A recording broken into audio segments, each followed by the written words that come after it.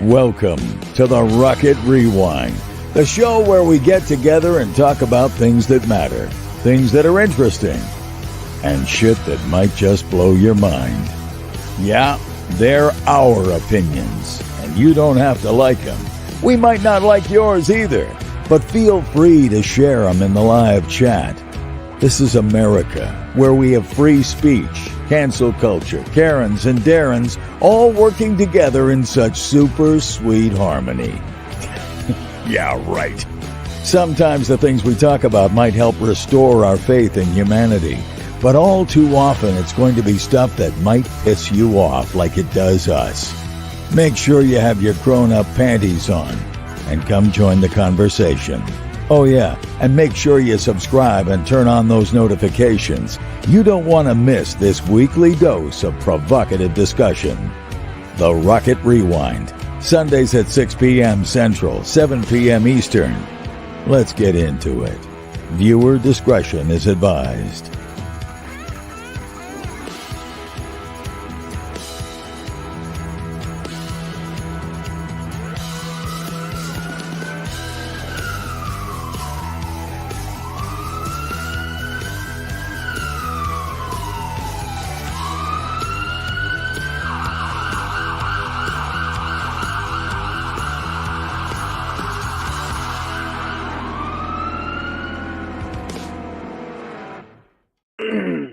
I fucking love that intro.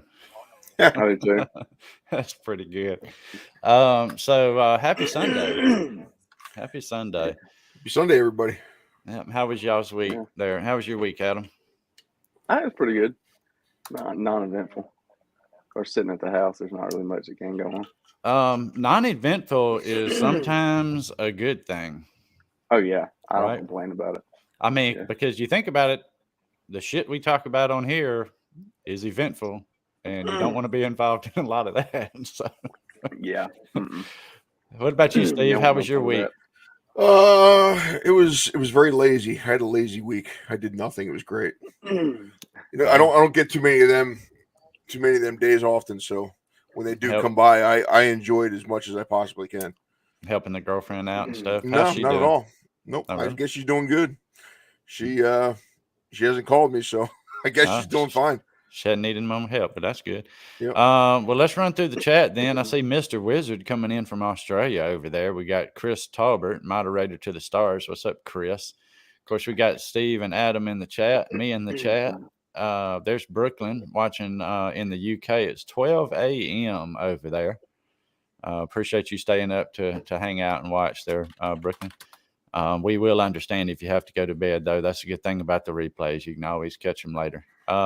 Nicholas Peel, what's up? Good to see you. There's Ace 2K7. What's up, Ace? You ought to come on the show with us one day, man. Yeah, what's up, Ace? Yeah, I wouldn't mind having you on the show at some point.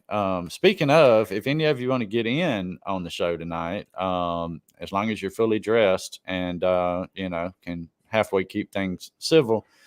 There is a link pinned in the description or in the chat, and there's also a link in the description. You can join the StreamYard where we are and be on screen live with us. So take advantage of that if you want to. Let's see who else we got. We got P. Hoffman Gaming. What's up, Hoff? Good to see you. J Park's here. What's up, J Park? How you doing?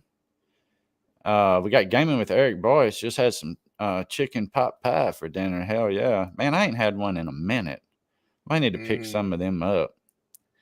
What I really want to do is I want to make one, like a big one in the oven. Yeah, with the pie crust stuff. We got Taylor Tunch watching from Texas. What's up? Yes, all three of us have the Rocket Rewind merch on now. We certainly do. And it is badass. Steve did a good job tracking these down and getting them ordered. I love these hats, man. Now this hat, I have to say, I do not wear out in public. Because I don't want to get it messed up, right? I tend to sweat in the summertime, and I don't want to get sweat rings on it or nothing like that. So this is my studio only hat. I've got another one. The other one that Steve got, we got two different versions of hats. The other one is the one that I wear out in public. And I served papers on somebody the other day, and that one. That one right there. I served papers on somebody the other day, and she was like, "What is that?" I'm like, "Oh, it's a weekly podcast show that we do on YouTube. Come check it out."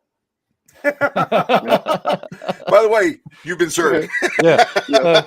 So if you're watching after being served papers, thank you. I appreciate it. And God bless. Hope your stuff works out for sure. Yes, Taylor, my office door is closed. I have to do that to keep the cats out.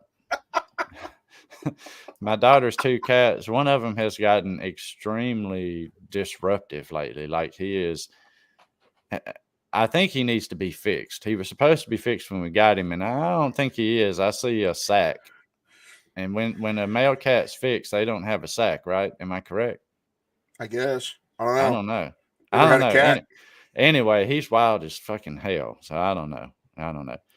Taylor wants to know how you doing, Adam. I'm doing good.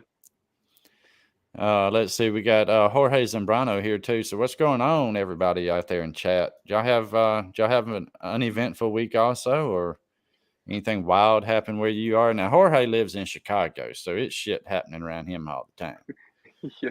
Right. Keep that camera handy because we want to see the footage you record. Yeah, if you can get some really good video of some scenes, man, I'll feature them on the channel. Not like 5-second clips though. Like I gotta have some good, some good video. 1.5 to 2 minutes long at least, so we can show some of that. Jorge said it's boring. Man, I don't know how. You just had a fire in front of your house last week, and shoot, you see your car burned down. Yeah, you see some stuff, man. Mm-hmm. It's a bad situation for him, man. Yeah. All to the south side. Yeah, for real. Liven it up a little bit. Exactly. Brooklyn said that there was a house fire over there near him. I'm not sure how you pronounce it. Is it Shepstyle? Chepstow. It's like, I don't know, man. I mean, I can't, I can, believe it or not, I can pronounce a lot of the Louisiana town names like Thibodaux and Houma and Natchitoches and stuff like that, but I can't pronounce some of the other things. But yeah, I did see it, Wiz. I'm not sure if we'll get to it this time, but I do want to cover it because it is First Amendment important. He was asking if we were going to look at the Ohio reporter that got locked up. And I do want to talk about that one at some way. Caldecott. Yeah. Caldecott, Brooklyn. I think I can say Caldecott. I don't know. Might be right. Might be wrong. Now, are we going to be going over the events that you had posted of what happened in Pueblo, Colorado at all? The deputies that shot the guy outside the school. Young kid. Yes, that's one of them. I've got 2 main ones that I want to look at. One is a shooting of an unarmed man in Shreveport, Louisiana, and the other one is that shooting which happened. It's a sheriff's department. What is it? West Pueblo? Is that what they? Well, it's Pueblo generally. They don't do west or east or none of that stuff. It's Pueblo. Okay. Yeah. But yeah, those are the main 2 that I want to look at, and we'll get into that. Wiz, you want to jump on here tonight before we get started? So you can raise hell too, or Ace, or anybody. Y'all feel free. The link is there in the chat. Oh no, Hoff said there was a head-on motorcycle versus car accident. Yep, and it was fatal, of course. Man, both vehicles off the road erupted in flames. Holy shit, that sounds horrible. When I was out serving papers today, which I normally don't do on Sundays, but I did today, I heard them calling out. They had a single vehicle rollover accident out on 251 in Limestone County, and the driver was ejected. But was conscious and breathing on scene. So that was good. I didn't get to make it out there, unfortunately, because I was on a time crunch. But and it was like 20 minutes out of my way to get up that way. Hey, Hoff. Yeah, Hoff was just saying they had that head-on accident with a motorcycle down the road from him there. Ace Well, is there it making is. pasta. All right, so let's go ahead and take a look at this. I've got some information from I'm getting this from the Louisiana State Police. Let me put it on the screen here. Let's put us at the bottom. Anyway, this is the critical incident briefing from the Louisiana State Police because they're investigating this. So this comes straight from their information. Now, I want you to. This is a 13-minute long video. I'm going to cut out a couple of parts of it, to skip around for time's sake. Hey, Crazy Manuel, what's up? Welcome to the stream. But I want you to hear the 911 call. Hey, there's CeeLo. Shit, sorry, I missed you, buddy. How you doing? Shreveport, Louisiana is where this occurred. This was on February the 3rd. And like I said, I do want to get the 911 call in here so you can kind of see what the officers were dispatched to. I am Lieutenant Melissa Mady with Louisiana State Police Public Affairs Section. You are about to view a critical incident community briefing video. This critical incident community briefing is intended to give the community a better understanding of the incident that occurred. We will present the evidence that we currently have, inclusive of possible 911 calls, body-worn cameras, and other relevant evidence related to this incident. This information is based on what we know right now.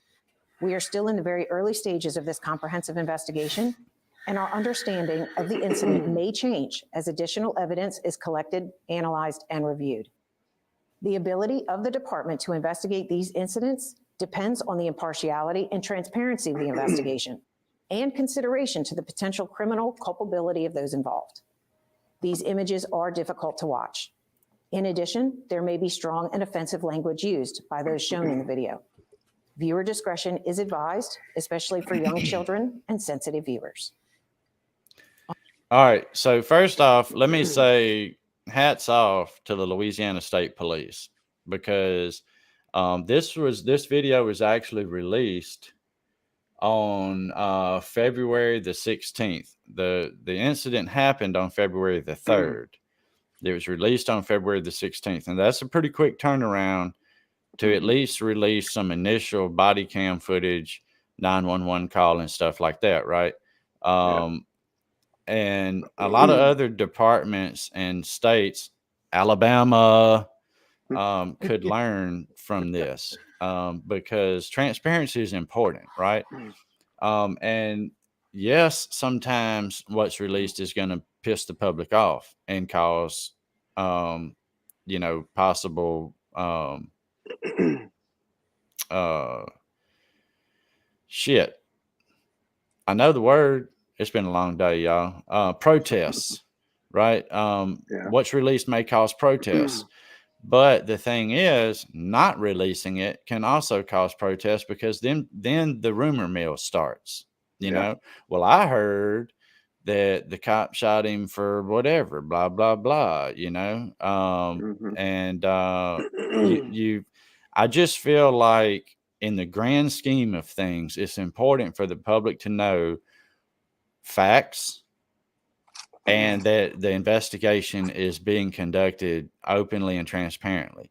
Now, there's a fine line there too, in that, then you get the court of public opinion starting once people start watching stuff, right? So you got to be careful not to skew the narrative too bad so that it makes the offender, you can't, they're innocent until proven guilty, right? So, and once people watch a video and they see it, they can form their own opinion at that point, but you got to be careful you're not contaminating the jury pool, of course. So, I mean, I get why sometimes it's not best not to release everything, but, it's the right thing to do. And so I love the way that they did this. I'm probably not going to show like a long videos with a lot of pre-info like this too terribly often, but I think in this case it's important, and it also shows what I wish other departments would do. On Friday, February 3rd, 2023, the Shreveport Police Department requested the Louisiana State Police Bureau of Investigations to investigate an officer-involved shooting in the city of Shreveport in the 1600 block of Fullerton Street at the Villa Norte apartment complex. Our preliminary investigation revealed that at 10:51 p.m., a 911 call was received by the Shreveport Police Department in reference to a domestic disturbance at the Villa Norte apartment complex. At approximately 10:56 p.m., 2 Shreveport police officers responded to the second floor apartment, and during their initial interaction, they spoke with 43-year-old Alonzo Bagley and a female subject. During the interaction, Mr. Bagley began walking towards the back of the apartment.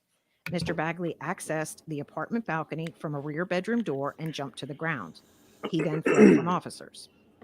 Shreveport police officer Alexander Tyler exited the apartment and began chasing Mr. Bagley on foot. At approximately 11:06 p.m., Officer Tyler came upon an entryway to an apartment building, and he engaged Mr. Bagley. Officer Tyler discharged 1 round from his service weapon, striking Mr. Bagley in the chest. Both officers began rendering first aid. Several other Shreveport police officers arrived. Okay, let me pause it right there and make another quick comment. So you notice how they had like the diagram of the apartment complex layout and the pathways of the officers and the pathway of the suspect and all that. Yeah. That's cool. I like that they did that because it gives you some context, right? Because when you watch a body cam video, you're seeing like this, you know, this blinded, you know, image of, you know, what's happening right in that one little spot at that time. You don't understand how the comings and goings are necessarily happening. You know, you can't visualize the map. So I like that they did that layout. And then it's important too that they also noted that they rendered first aid because if there's a police involved shooting, guilty or not on the suspect, you know, you have human decency of needing to at least render some aid. You don't want to just sit there and watch somebody die, right? Right. Well, wait till the next video. Wait till we watch the next one, because it's going to be worlds different from this one, right? Worlds different from this one. So let's take a look. I mean, you couldn't get between these two sets of incidents. You couldn't get more polar opposite. Everything is totally different between these two. So, but that's foreshadowing. We'll get into that one in a minute. On the scene and continued first aid until the Shreveport Fire Department arrived. At approximately 11:30 p.m., the Shreveport Fire Department transported Mr. Bagley to a local hospital where he was later pronounced deceased. Crime lab technicians with the Louisiana State Police Crime Lab processed the crime scene. No weapons were located on or near Mr. Bagley. You will now hear audio from the 911 call that was made by Mr. Bagley's wife. Shreveport Police, what's your emergency? How you doing? My husband, he loaded on some on the what he on, and he threatened me and my daughter and them. Okay, Where are you?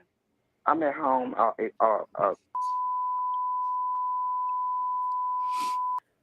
What's your building number or letter? Let me ask my daughter. The number here is explain. And you said Okay. What's his building number? What I'm saying? On the right side. Okay, what's your name, ma'am? Okay. Know where you live, folks. Know where you live and know how to tell emergency responders to get to you. It's extremely important. Yeah, put a number on your mailbox. Yeah, label your mailbox. That also helps your local process server, by the way. That's why some people don't do it. I know. They're like, I don't want that process server man to find me. I'm not going to put nothing on my mailbox. But no, really, know where you live and teach your kids to know where they live. I mean, in the case of an emergency, sometimes seconds matter, and it's already going to take them some time to get the information processed, get it dispatched out, and get somebody to you. So the better you can advise them of what's going on, you know, the more likely it is they'll get to you on time.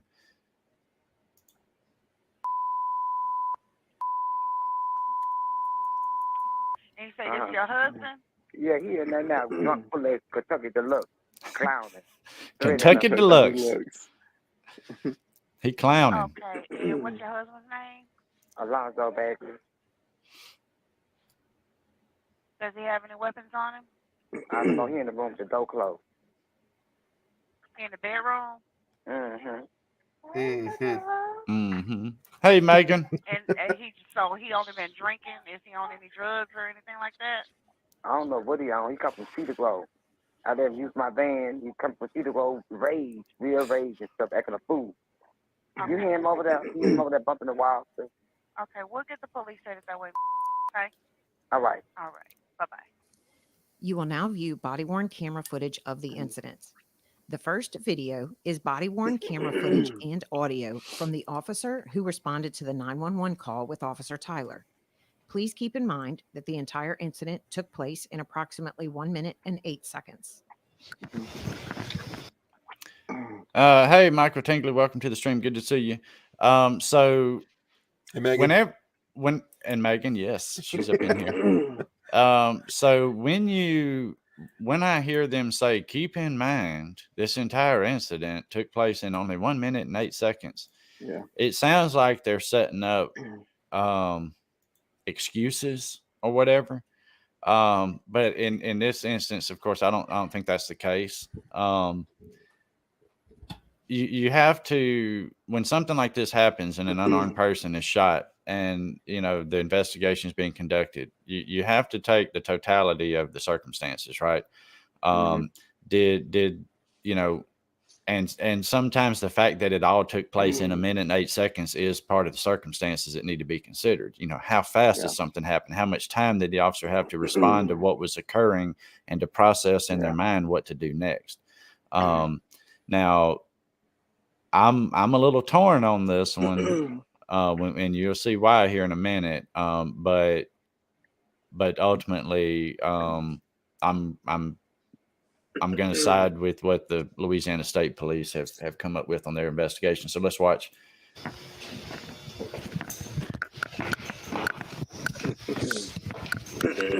What's up? That's it.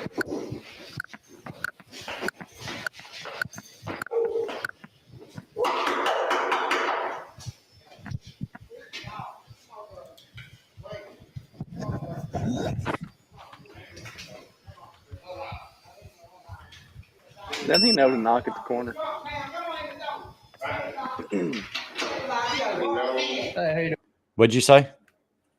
I said, doesn't he know how to knock at the corner of the door?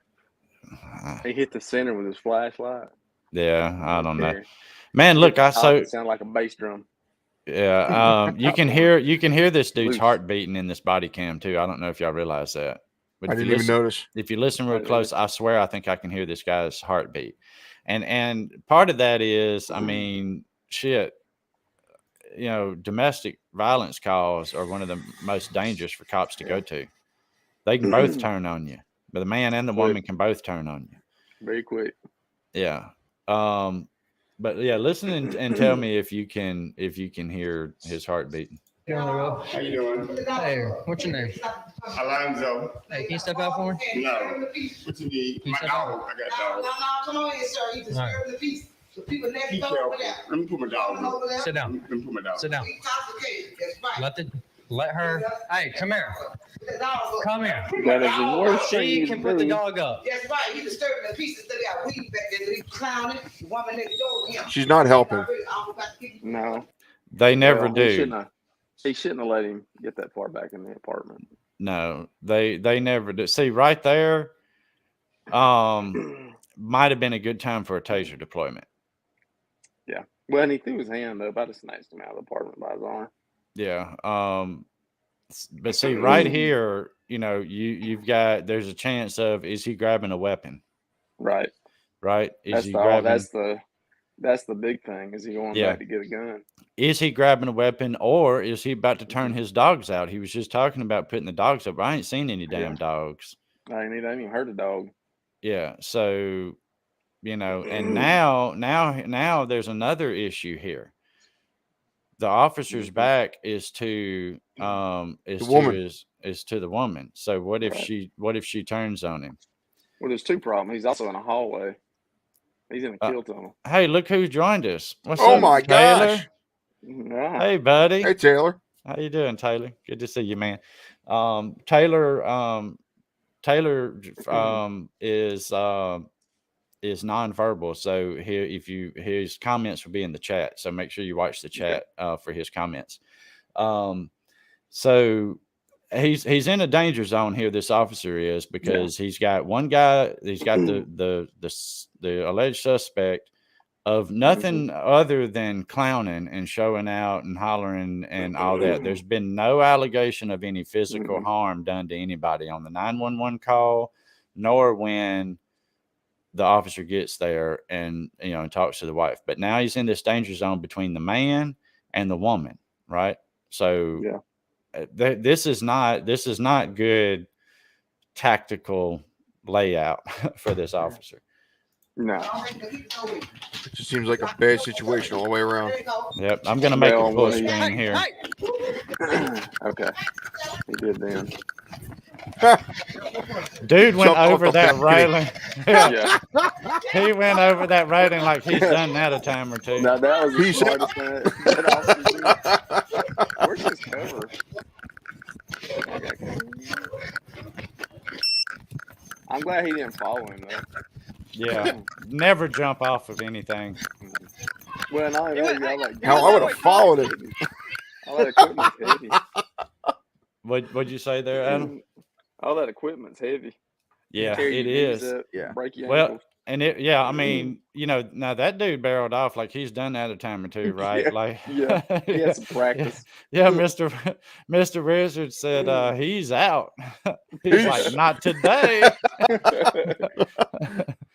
Oh God, but yeah, you jump off and you got all of that extra weight on you, you can shatter your ankle, and then at that point you're in an even more vulnerable, you're in a more vulnerable situation, so it's definitely dangerous. Taylor, you excited to watch this, buddy? Have you seen this video yet? You hadn't seen it yet?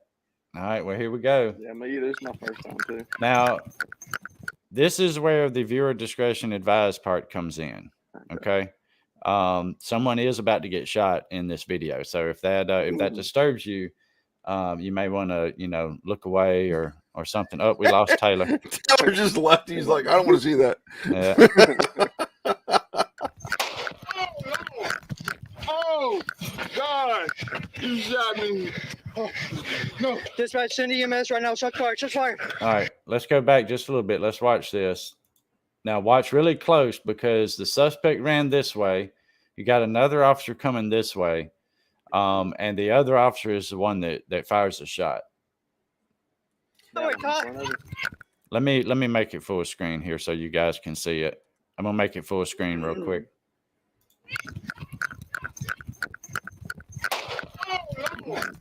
Oh, God. That cop in front of us right there. He shot him. No. Dispatch, send EMS right now. Yeah, this officer right here is the one that shot him. Okay. So He could have deployed, I think the taser. if you look real close, I'm thinking. So I thought he came from the other way. That was quick. But he's right there. So he runs past, that officer runs past him and ends up firing is what happens here. He went that way, Todd. Yeah. See. All right. So it looks like to me, he jumps out. The guy jumps out. The officer got startled and fired. Damn. Is what it looks like. He should have been ready with a taser, not a freaking handgun, man. Well, you wouldn't run with a taser, because what if he did have a gun? Yeah. You don't want to have a taser when he's got a gun. Well, the key, but the key is so fast. Handgun safety 101. Don't keep your finger on the trigger. You keep it to the side, right? Because I'm not so sure he didn't though. Well, he may have. I mean, I don't know. It doesn't take but a quick second to drop your finger down there and pull it. But it's I mean, he shot because he got startled. Yeah. He didn't shoot because he saw a weapon. Right. And so now more there's another angle of this, and then this officer is going to have a breakdown. I mean, he realizes immediately that mistakes have been made, and he didn't want to kill somebody. He didn't plan on killing somebody on this call, and you can tell it really messes him up emotionally. So let's get back into it. Oh, no. Dispatch, send EMS right now. Shots fired. Shots fired. No. No, sir. Sir. Hey. No. No. Tyler. No. Tyler, you're good. See, he's already saying no. You know, I don't believe that most officers out there on the street want to shoot anybody. I mean, especially now, Jesus Christ, you know, now it's dissected. I mean, we're dissecting it right now. It's dissected by the news media. It's dissected by other law enforcement investigating it. It's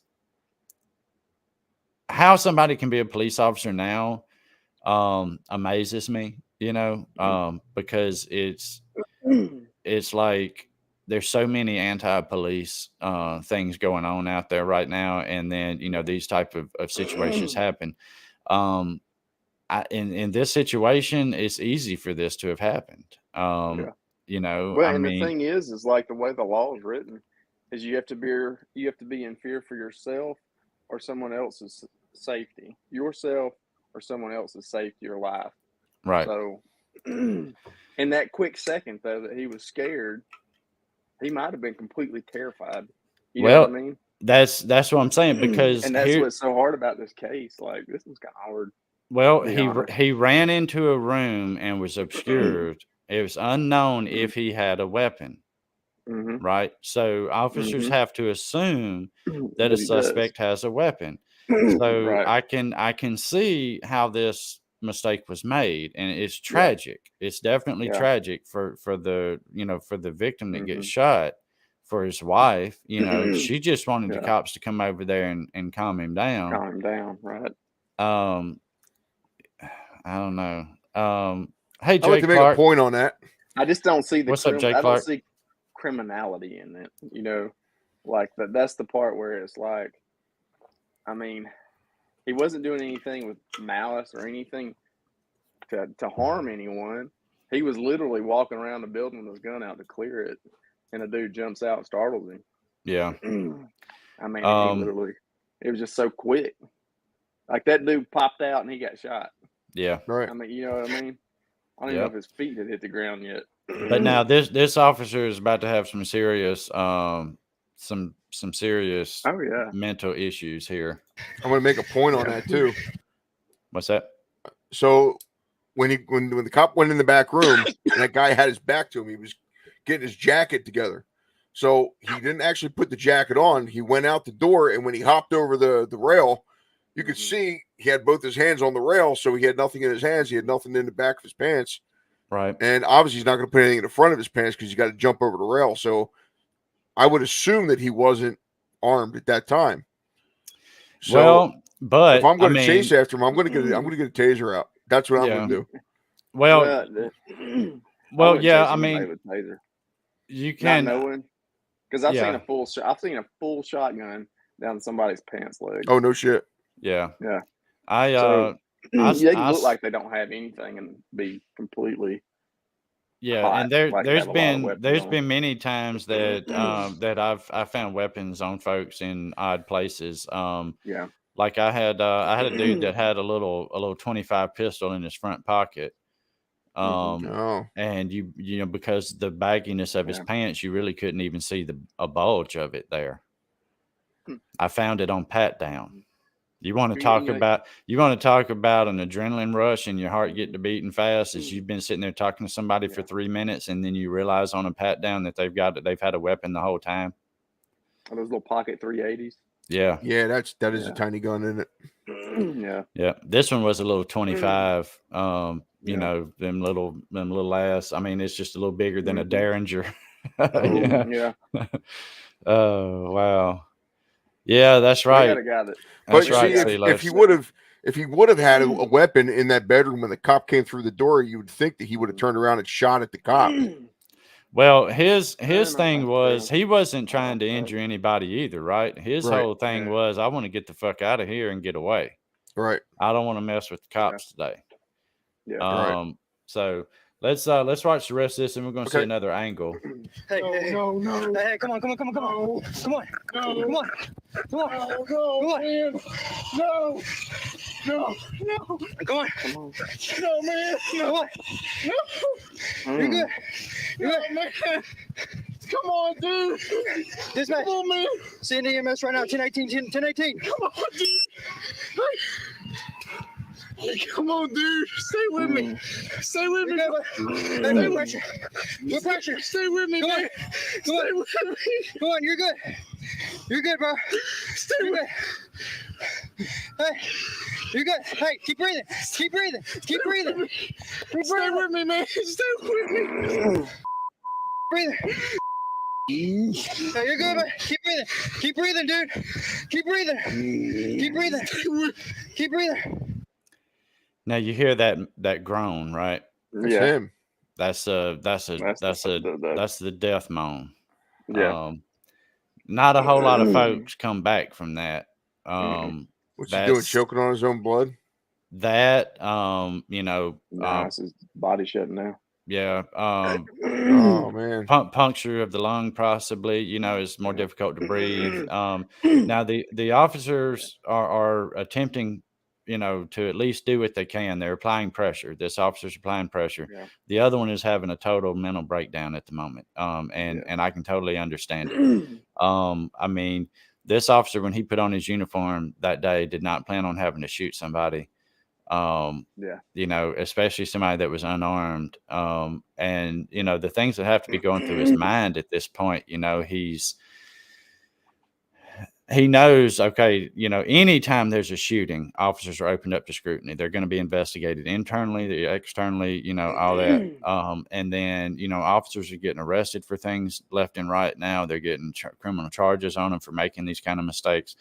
And just so y'all know, this officer has been arrested and charged. I believe it is second-degree murder.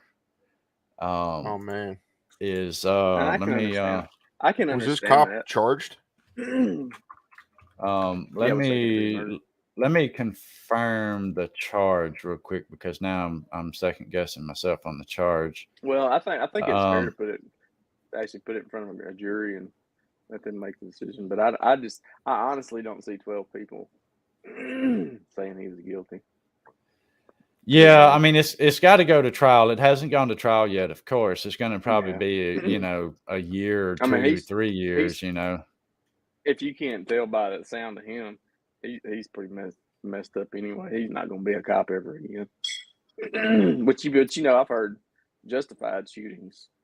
You know, cops sound like that when they had all the justification in the world to shoot somebody, and still break down like that.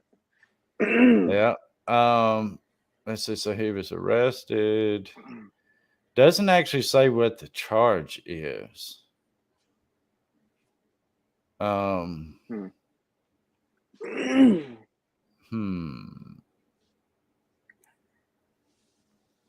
has been a lawsuit filed by his wife, his mother, and his stepdaughter. Of course.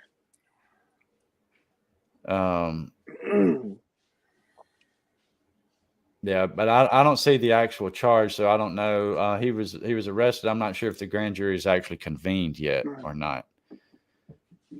But we'll take a look at it. Andrea's Crossing, what's going on? Welcome to the stream. I wouldn't be surprised if the grand jury denies prosecution. Yeah, and that's their thing, you know. They can do that, of course.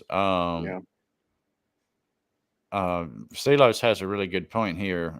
Imagine you put your uniform and badge on every day, not knowing if your next call can be your last. Split-second decision can change everyone's life. That's right.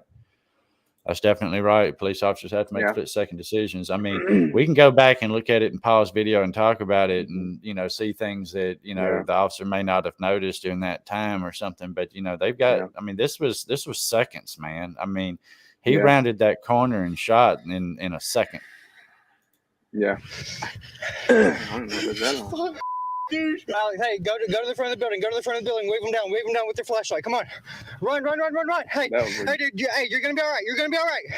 Look at me. Hey, look at me. Look at me. Look at me. That was Look a good at me. decision by that cop. Look at me. Hey, Oh my wake up. God. Wake up. Look at me. Look at me. Guy's gone. Hey, respond. And he started doing chest compressions.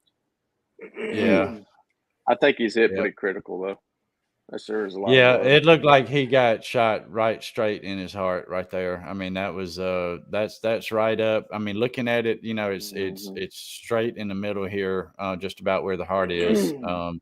Jesus. And there's a lot of blood. I mean, he's already bleeding out pretty bad. Well, there's some bunch up here too, right there. Yeah. Yeah, he's got quite a bit. Come on. Yeah.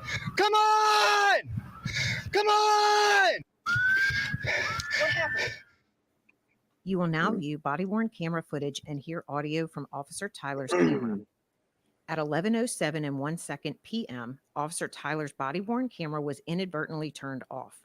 He reactivated his body-worn camera within 1 second. There will be a 7-second delay on his audio after the camera is reactivated. How you doing? Alonzo. No. What you need? Okay. My dog. I got a dog. No, he wasn't right there.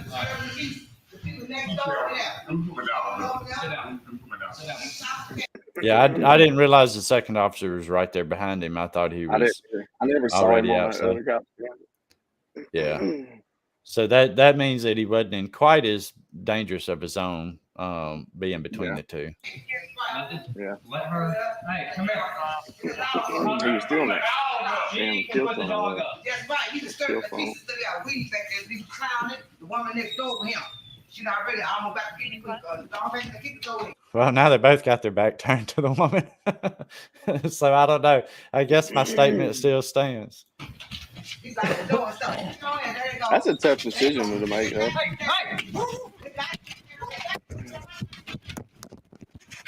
We got one running, dispatch.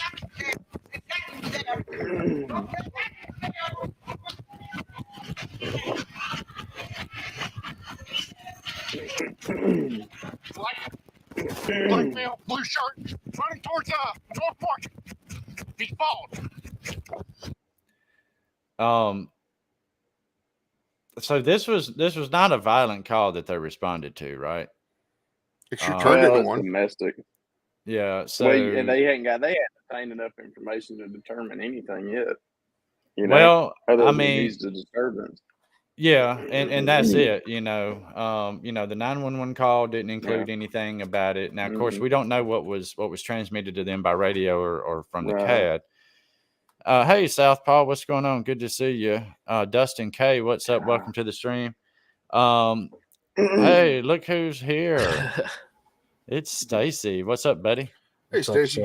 That is not a taser in his hand, Dustin. That is his pistol. No, Mr. Wizard, I don't think that was a panic button. I think maybe when a pursuit or a foot chase call comes out, I think maybe there's a set of tones that the dispatcher sets off to let folks know, hey, clear the radio for a moment. This is important traffic. And I believe that's what that was. Yeah. I don't know what the official term for it is because we weren't that fancy way back when I worked with the sheriff's department. But it's basically like Wiz says, it's basically a clear traffic tone. I think Birmingham PD uses one. Mm. Where is he? Where'd he go?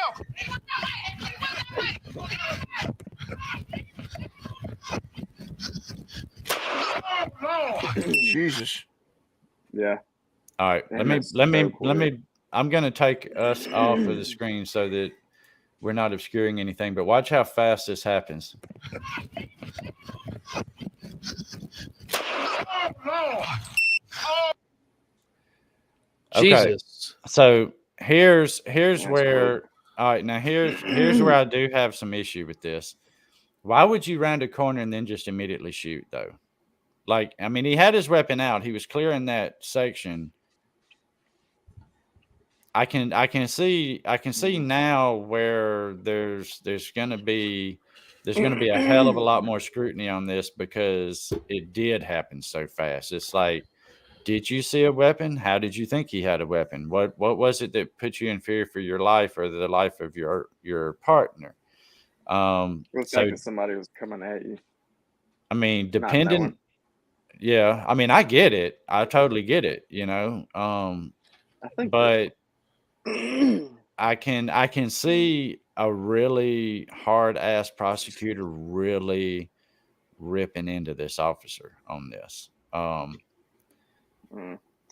you know, yeah, I could try. I could see one trying. Yeah. I still have to say, I just don't see them convicting this officer, and I still say I don't think he. I I'm think kind where of he did something wrong is, for one, he didn't slow down and clear that corner. I would yeah. have slowed down and cleared the corner, Yeah. but the dude still jumped out, and I can't say that in that quick reaction to something you wouldn't fire. I mean, you know, cops are getting ambushed all the time now. People are jumping out, popping them. So, you know. So Wiz asked if we can slow it down. Let's slow it down to 25% speed. Yeah.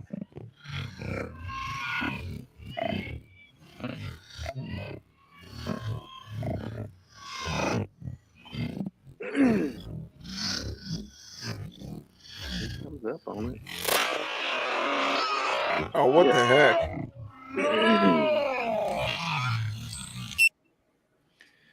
Did it go through him?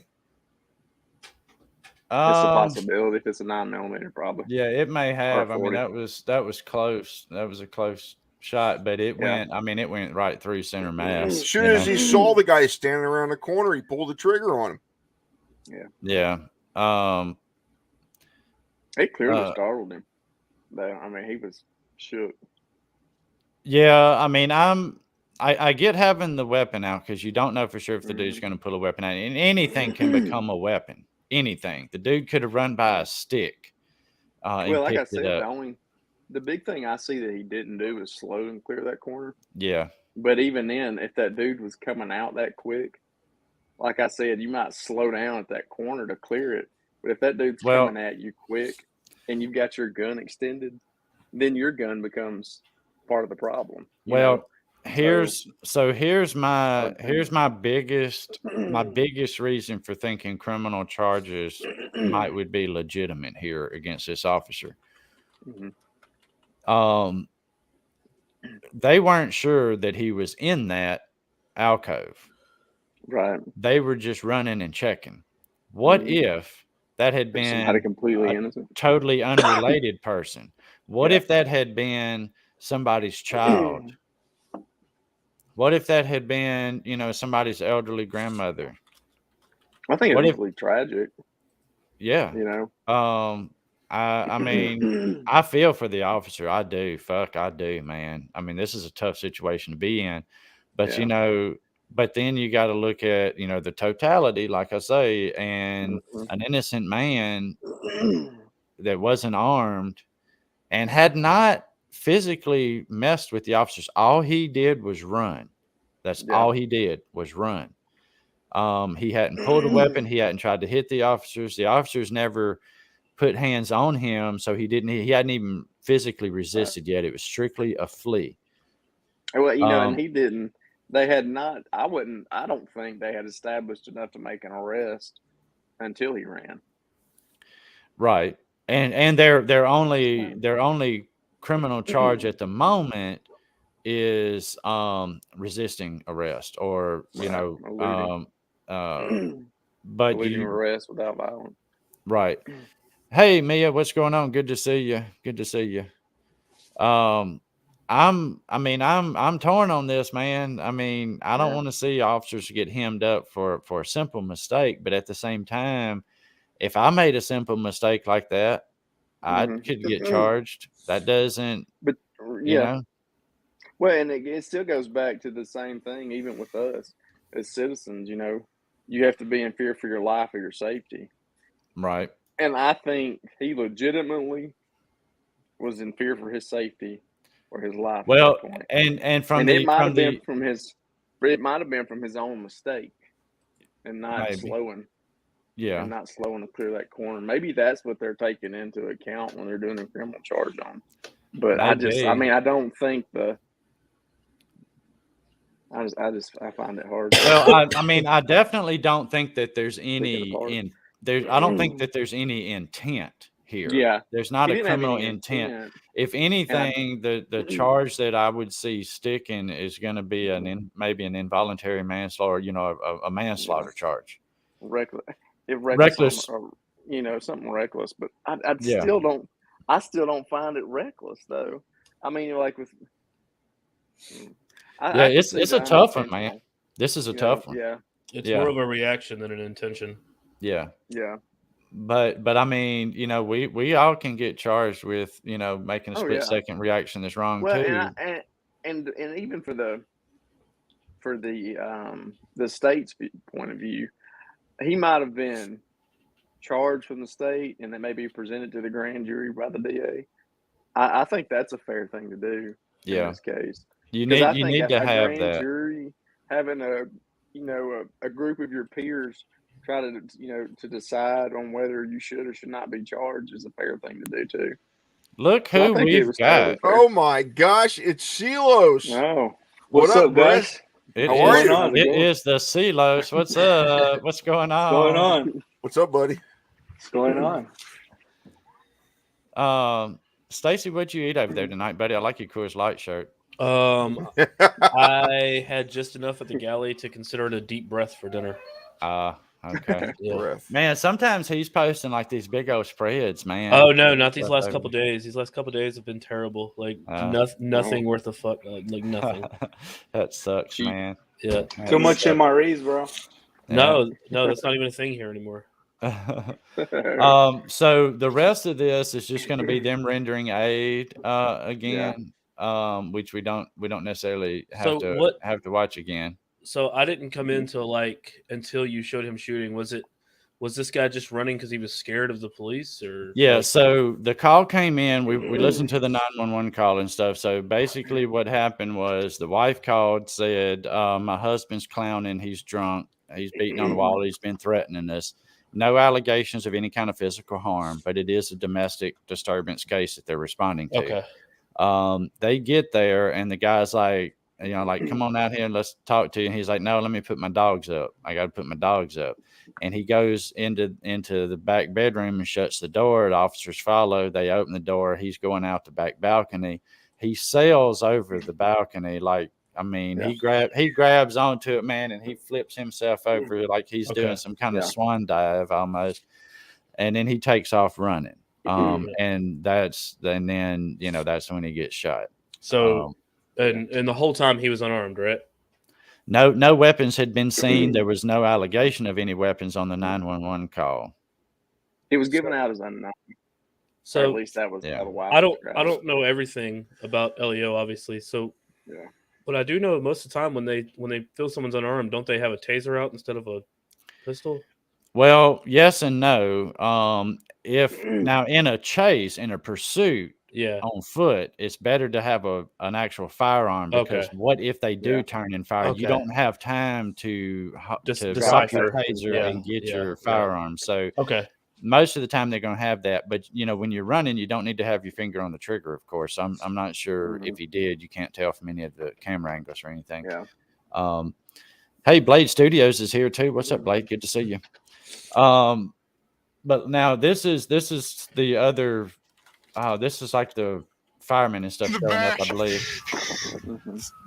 You will now view Officer Tyler's body-worn camera, and this video will be slowed down in order to give you a better understanding of what exactly took place. So was that the blackmail blue shirt? Officer Tyler is the one that did the shooting. This is the body cam footage from the officer that did the shoot. So was that him that said he's in the back?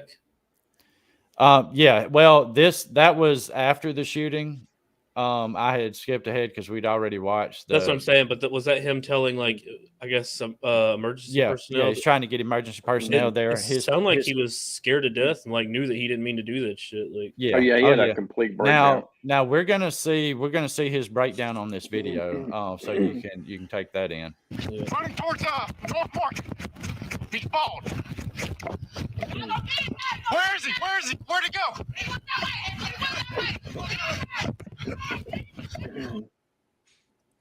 All right, now they're slowing it down. He brings it up like he's gonna quit. Oh, God. No. Dispatch, send the EMS right now. Shut fire. Detectives assigned to the Louisiana State Police Bureau of Investigations have reviewed body-worn camera footage and evidence. Based on the Neglect evidence, homicide. detectives obtained an arrest warrant for Officer Tyler for negligent homicide. Additional facts and evidence related to this incident will be turned over to the district attorney's office. So he did get The arrested. Louisiana State Police. So yeah, and it was negligent homicide that he was charged with. Now it'll be up to the grand jury to decide if they're going to issue a true bill and actually let it proceed to trial or not. And in the state of Louisiana, when I lived there, the grand jury was impaneled for a period of time. I think it's that way in most places. It's like a 3-month or a 6-month period. Some of them do it for an entire year. You're impaneled for a year. Yeah. And they'll have multiple grand juries, impaneled. And what'll happen is when they bring these charges like that, they'll bring it in. You meet like once or twice a week and go over these cases. Ace, it looked like that was his partner behind him. Yeah, that was his partner. Both of the two were chasing the guy down. Hey, Call or KAW. How does he pronounce that, Call. Steve? Call. Okay, Yeah. that's what I've been doing. Welcome to the stream. Good to see you. The link in my description is a link so that you can join the stream, but you can't. I don't think, buddy. You got to be 18. YouTube's kind of funny about children's faces on somebody else's stream. It's different on yours, but it's a little different on here. But my thing is with the grand jury is I've been to some simple grand juries before. So I've seen the grand jury room here in Huntsville, and it's almost like they're in stadium seating. You're sitting down at the floor level. They're in a stadium seating situation. You're sitting there. The prosecutor will ask you, or, for me, it was a felony shoplifting case, of course, so nothing nearly as crazy as this. But they'll ask you to describe what happened on such and such date, blah, blah, blah. And I'm sharing, the information from my report on, the shoplifting, saw this, and this, stopped him, got him, blah, blah, blah, whatever. So I go through and I tell them in my own words what happened. And then different grand jury members may have additional questions. They're able to actually ask you questions here. And I'm assuming that's the same anywhere. And I'm also assuming if it's something the DA wants to object to or says you don't answer that or you can't answer that or whatever, then he would have stepped in, but they didn't for me. I just answered mine. And, several of them had questions, trying to understand the process because they don't work in asset protection, right? They don't catch shoplifters. So they were wanting to understand the process for how it works. How did I see this? Where did I stop him? Did he exit the store? Different stuff like that. So I imagine when this is presented to the grand jury, there's no victim to testify at that point. Did they call in his partner as a witness? I don't know. Or, will they? I don't know. Because the grand jury has not They'll try to establish done anything with this yet. They'll want to establish that his actions meets the negligent homicide charge. Right. So you'll have to, what he did does it meet this criteria for negligent homicide? Yeah. How long could this actually run on for? Huh? How long could this actually run on for? A couple years? Yeah, I don't know what the statute of limitation is in Louisiana, but for a murder charge. If it's just a regular felony or misdemeanor, it's usually a year and a day. They actually charged him with murder then, right? They charged him with negligent homicide, which is kind of like, think of similar to manslaughter, but a little worse. So does that mean once that gets slapped on you're no longer a cop at that point? Is that what that means? He's probably suspended with pay.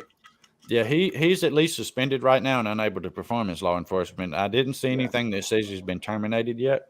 Yeah.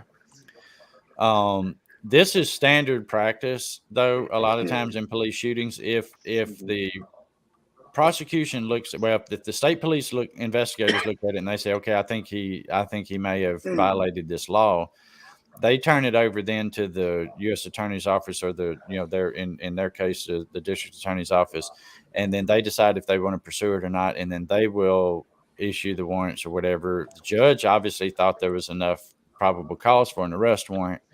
And so, now the process is let's get the grand jury in there. The grand jury is going to look at the video, they're going to look at crime scene photos. They're going to see a lot more than the public has access to. And then they're going to decide whether the charges proceed from there. So it could die in the grand jury, or they could issue what's called a true bill or an indictment.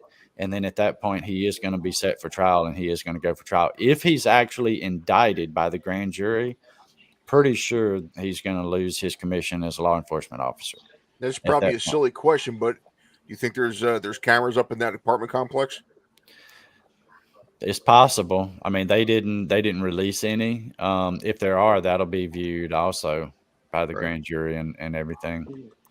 This will be like reading with their criminal negligence in Louisiana, the definition for criminal negligence in Louisiana. I don't know if they will be able to get a prosecution out of that for that charge. Well, and that's the thing, it is going to be up to the grand jury whether they're going to issue that out, but then it's up to an actual jury of citizens to hear all the testimony, see all the evidence at trial, and then decide if they're going to find him guilty or not guilty. And a lot of times what'll happen is if you have a major charge, they may charge you with lesser charges as well, that the grand jury can then look, or so that not the grand jury, but the trial jury can look at it and say, okay, well, if you think he did this, this, and this meets the definition of negligent homicide, you have to find him guilty. If you think that he didn't do this, but he did this and this, then it meets, manslaughter. You have to charge him with this. They'll give the jury instructions on what to do. Kyle has a good point there. They'll look at his history as a law enforcement officer too, and that will come into play. How many other shooting incidents he's been involved in? What was the outcome of those? How many, excessive force claims? Difference. I mean, they'll dissect this dude's. All that'll come out. History. Yeah. Well, I hope everything goes well for him, I guess. I mean, I'm torn here, man. I mean, I hate to see an innocent, unarmed man get shot when he did not deserve to get shot. No, he didn't deserve to get shot at all. If he was going to shoot him with anything, he should have deployed a taser. And that's the family will win a wrongful death lawsuit, guaranteed. Oh yeah, they're gonna get a settlement, and they're gonna get some money too. Yeah, if the Shreveport Police Department is smart and the city of Shreveport, Louisiana, they're going to settle with this family. You do not want this going to trial because here's something else. Here's something else. And I think this is possible. I think that because if you get a civil attorney that starts getting an investigator, they can get access to all this stuff too. Yep. Right? Once they get access to all this stuff, all this evidence, all these videos and pictures and all that stuff, they can have an investigator work on some stuff that may uncover some other shit that may actually play into the criminal trial later, because then anything that's obtained through the civil case can be subpoenaed from the criminal case and vice versa.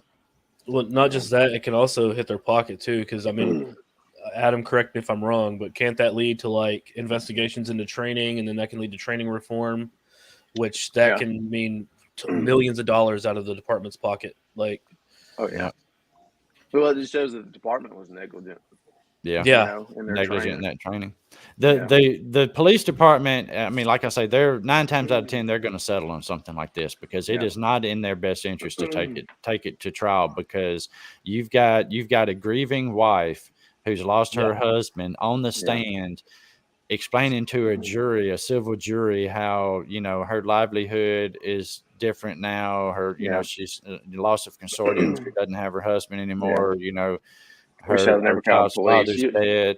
Yeah, she is going to be the witness from hell against the police department, and there is no way that the police department is going to win this when you get 12 citizens to sit on the jury and hear this grieving wife's testimony. And you could probably also guarantee for the fact that she's going to be up there saying, I should have never called the cops. If I would have never called the cops on him, he'd still be alive today. He'd still be alive. That's right. It's hard to wake up every day. Yeah, in no way playing devil's advocate to what she's saying. Like, she's also going to have an attorney who wants his cut, right? Too, telling her like, no, this is what you're going to, you know, say this, say that. Like, well, there was a lawsuit settled. There was a lawsuit settled the other day where a guy got, I think it was like $1.3 million, and the shooting was justified because he had shot at the cops, and he somehow lived and sued them and still got $1.3 million. Yeah. So when you have a citizen jury sitting there, and they can decide some things, but they can decide some things that may not make sense sometimes. But I mean, the simple fact is, she did lose her husband, and he was unarmed. He had not injured the officers. They're gonna get a payout, and they should. I'm all for that. They, you know, he shouldn't have died that night, and the family needs to be compensated. It's weird because normally I'm normally one way or the other. I feel bad for both parties. Like, I feel bad for the officer. This was tough. I mean, there wasn't negative. There was no criminal intent behind it. But Cole makes a good point too. Right, and then on the other side, you're gonna see like it could have been anybody else. It's just like a decision. It could be another person living in the apartments going out and just getting shot. You know? Right. Yeah. Yep. I mean, it would have been way different had he had a weapon in his hand. Yeah. I'm trying to figure out why he was running past that doorway like that. Like, did he think the guy had ran past that doorway and rounded the corner of the building? He was probably turning in there to see if there was a staircase that went up or something. But so did they say there was? Did they ever clarify whether there was or wasn't a weapon in the house? Because I know most of the time, like during, I've been in the room when someone takes a domestic disturbance call, and they ask, they say, does he have access? Does this person have access to a weapon? It was unknown when they got the call. They were told the possibility of a weapon was unknown. However, when he was shot, of course, the state police did say there was no weapon on him or around him. He had no weapon. Okay. So I just know that's something that's normally asked by the dispatcher, like when the call is taken, like is do they have access to a weapon of any kind, like or do they have? It was asked during the call, and the wife's response was, "I don't know." Okay. Well, So now on that one we just watched, we saw an officer that I think most of us agree made a mistake. But we, you know, it wasn't, nobody should have died. No. But we can kind of feel for the officer and understand where he came from. All right, Silos, take care, buddy. Appreciate you hopping on. See you, Silos. So bye, class. Now we're going to watch another one where, dude, I am so pissed about this one. It's night and day different. Where's this one at? This one is out of the Pueblo County Sheriff's Department, Colorado. Yeah. I'd like to point out that the way these cops act in this video, it's pretty much like that all over the state. Anytime I had a run-in with a cop out in Colorado, it was almost like this. Almost. I only dealt with state troopers. I don't know how the cops are out there. They're not great. Now, Jefferson County Sheriff's Office isn't the greatest. Douglas County Sheriff's Office isn't the greatest. Denver County's actually suck. Aurora is probably 10 times worse. It's just the whole state needs to be retrained. They're a bunch of tyrants, every single one of them. I haven't met a cop out there once that was any kind of decent. This video is like a year old too. Later, Dom, take it easy. Yeah, this happened in February of 2022, but the information is just now coming out. And I think the reason the footage has been released is because the family filed a wrongful death lawsuit. They were able to get access to this video. I'm sorry, it's just you saying it was a year ago, and they're just now really. It just kind of like I was like, well, that kind of goes hand in hand with what Steve just said about all these counties and stuff. And well, and I mean, look, we're talking about basically right about 2 weeks from the time of the shooting to the release of this other one on the one in Louisiana. Yeah. They had done their investigation, released the video, and had already issued a warrant for the guy's arrest within that 2 week period, right? And put the information out there. So, super good transparency from the Louisiana State Police on that issue. This one here, yes, it's a year later. I don't know if they released it back then. I looked around and I couldn't find any older or any older video on this. This video was actually released on this was February the 21st from the Denver Post is when this was posted.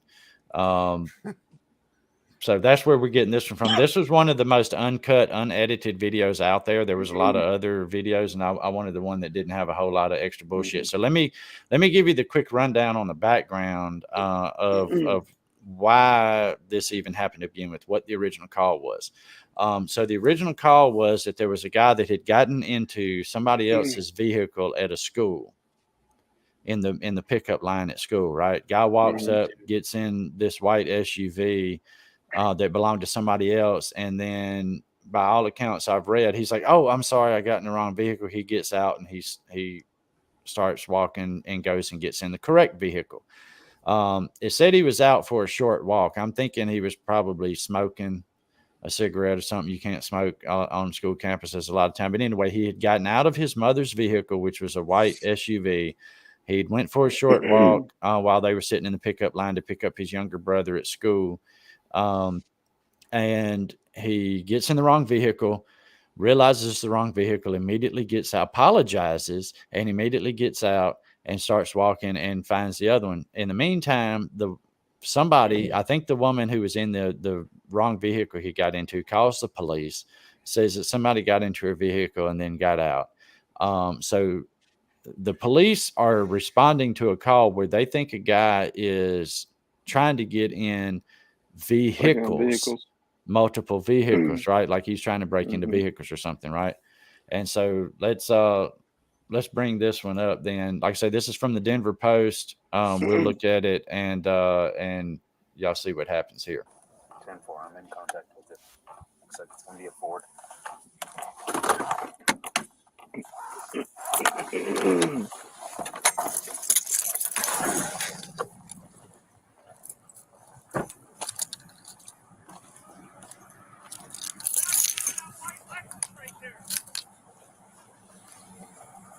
I guess he's going to be in the backseat of the white Lexus. It's going to be Colorado Charles Ida William 976. What's going on? Wow, calling clutch for me, just looking for my little brother, huh? Absolutely. Cool. So, yeah, so just looking for my little brother. Okay, who's the little brother? Eddie's, Chase Ward. Okay. Forgot who the little brother was? No. All right. No, I'm just messing with you. I'm just messing with you, man. That cop sucks, man. I don't know. The guy was kind of sketch. You're muted there, Onyx. We can't hear you, buddy. Oh, sorry. I'll be honest with you. The dude looks pretty high. Yeah. Probably is. It's Colorado. It's Colorado. He looks like he just left a Cypress Hill concert. So. Hey, well, look, aren't dispensaries legal in Colorado? Yeah, they are. Dispensaries medical legal. They're required. What are you talking about? I mean, you can buy actual smokable marijuana in Colorado. I'll tell you what. I was back in Colorado a couple of years ago to see my sister, and I went down to the 16th Street Mall, and there were cops down there smoking joints on 16th Street. Oh my God. On duty in uniform. And that is no lie. Holy shit. Okay, well that I have issues with. But this guy, he's in the back seat, so he's not driving. So if he's high as a kite, well, he's high as a fucking kite, whatever. Yeah. You know. But he does look high. So I can get the officer being on heightened alert, right?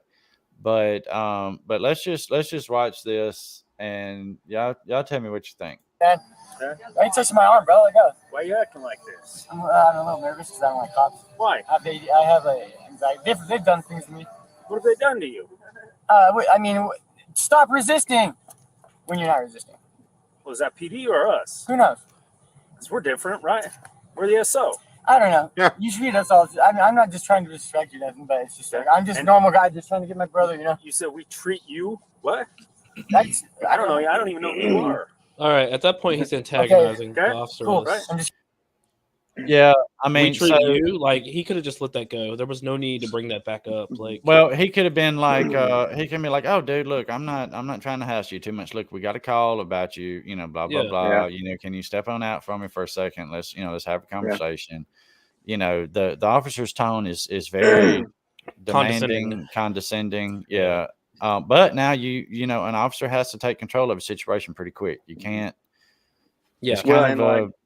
Originally, when you were saying that a guy mistakenly got in somebody else's car and he was picking up his little brother, this was not who I had imagined. I understand why the lady called the cops on this guy getting in her car by mistake. Oh yeah, I can get it. If he got in my car, I'd have been creeped out too. I mean, hell, if anybody got in my car, I'd be creeped out about it. But and justifiably, you know, she should have called the police. I'm with you there. But this conversation between him and the officer just goes fucking downhill, right? And the family alleges that he has an anxiety disorder and that he found an anxiety pill when he was double checking that he didn't have his pocket knife on him or whatever, and he took an anxiety pill, and that's when the officer escalates things dramatically at that point because he sees him put something in his mouth. I'd say. Carl has a good point there. Yeah. That would also explain why he may have went to the wrong vehicle. He's probably high as shit. Yeah, could have been. Getting in the wrong vehicle is not a crime. I've done it before. But it is suspicious behavior. I've walked up to vehicles in the parking lot before that I thought was mine and then realized when the door didn't unlock that it wasn't my vehicle. Oh, I've gotten into the passenger seat of vehicles that were not mine and someone's sitting in the driver's seat. I'm like, oh shit, my bad. So Carl has a point there. You know, you should keep your doors locked because he's had people open his doors a few times now. So here's the thing, right? I drive when I'm out serving papers and stuff. I'm usually in the white Toyota Camry. Very common color, very common car around here. They have one major flaw, in my opinion, safety flaw. When you put a Toyota Camry in park, it unlocks all of your doors. All four doors. I had a black. I had a 2018 about 2 years ago. Yeah, that is extremely dangerous, in my opinion. I've looked. I don't see a way to turn that off. And does not lock back when you put it in drive. It does not lock back until you get up to like 15 miles an hour. Now mine locks immediately as soon as you shift it into drive. You should be able to change that setting in your display. I couldn't find anything for it. I looked around, but I will look again because this brings up a good point. I mean, but yeah. So dude's sketchy. I would have tripped out if he got in my vehicle. The cop has every right to come into contact with him here. And he has a right to pull him out of the car once he pops something in his mouth because it could have been methamphetamine that he's trying to hide or anything like that, right? So up to this point, he could have been hiding a crime at that point. Yeah, up to this point, you know, the officer has justifiable reasons to get him out of that vehicle. Yeah. But this dude gets shot. And I don't think that part's okay. Sure to pick up my little brother, man. I would like to just. Who did I just disrupt by trying to get my brother? Well, they said that you were going around trying to mess with doors and open up cars. No, dude, the fucking car looked. I thought. Oh my so God. what'd you do? I just want to hear your side of the story, man. Oh, you're talking, dude. I straight up thought that was my freaking. my car. That's all it was. You thought it was your car Yeah. over here, and you were looking for your brother, but not Well, I quite mean, sure I straight up thought that was my car. Okay. I seen And the what people. car I was thought it? that I thought it was my mom. I was yelling at her. I was yelling at her. I thought because I knew she was in there. I don't even know that lady. Yeah, I know. That's what she was freaking out about, right? Hey, but she was like, oh, but when she started driving, I was like, oh man, and I was like, lady, I'm sorry. I was like, I did not, Yeah. and yeah, that's what happened. So, Okay. Are you under the influence of anything? No. Okay. You have an ID with you? I'm Do you have any weapons? Do you have any weapons? I don't think so. I had a pocket. You don't think so? Don't pull them out. What did you just stick in your mouth? Here it is. That's a pill. That's a pill. Let me go. Get up. Get up. Get up. Get up. Put your hands behind your back. Put your hands behind your back, bro.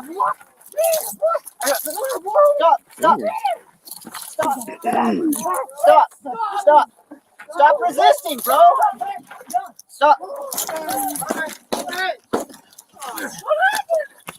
Three shots right in the chest, point blank range. I can't believe that cop did that. 1, 2, 3. Here's Now, the thing. Right in the chest. I get the job is dangerous, and you don't know what he's got. But that was I'm just gonna say called for. I'm just gonna say that was a bitch move. Like that's legit what that was. Like, and you did it right there at the school. Like, yeah. So this is where a fucking taser should have been pulled out. Yes.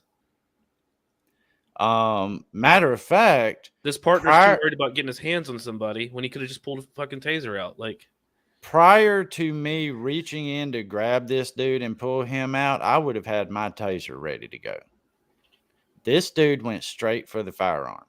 So you two know about tasers. Let me ask: if someone's shocked with a taser and I touch them, am I getting shocked too? Conductive is possible. Okay, so here's my thing. I would much rather have the risk of getting shocked by someone shooting the guy that's on, that I can't get under control. I would much rather have the chance of getting shocked by a taser. Now, the officer alleges that the guy headbutted him. Oh, come on! But did he try to grab his gun?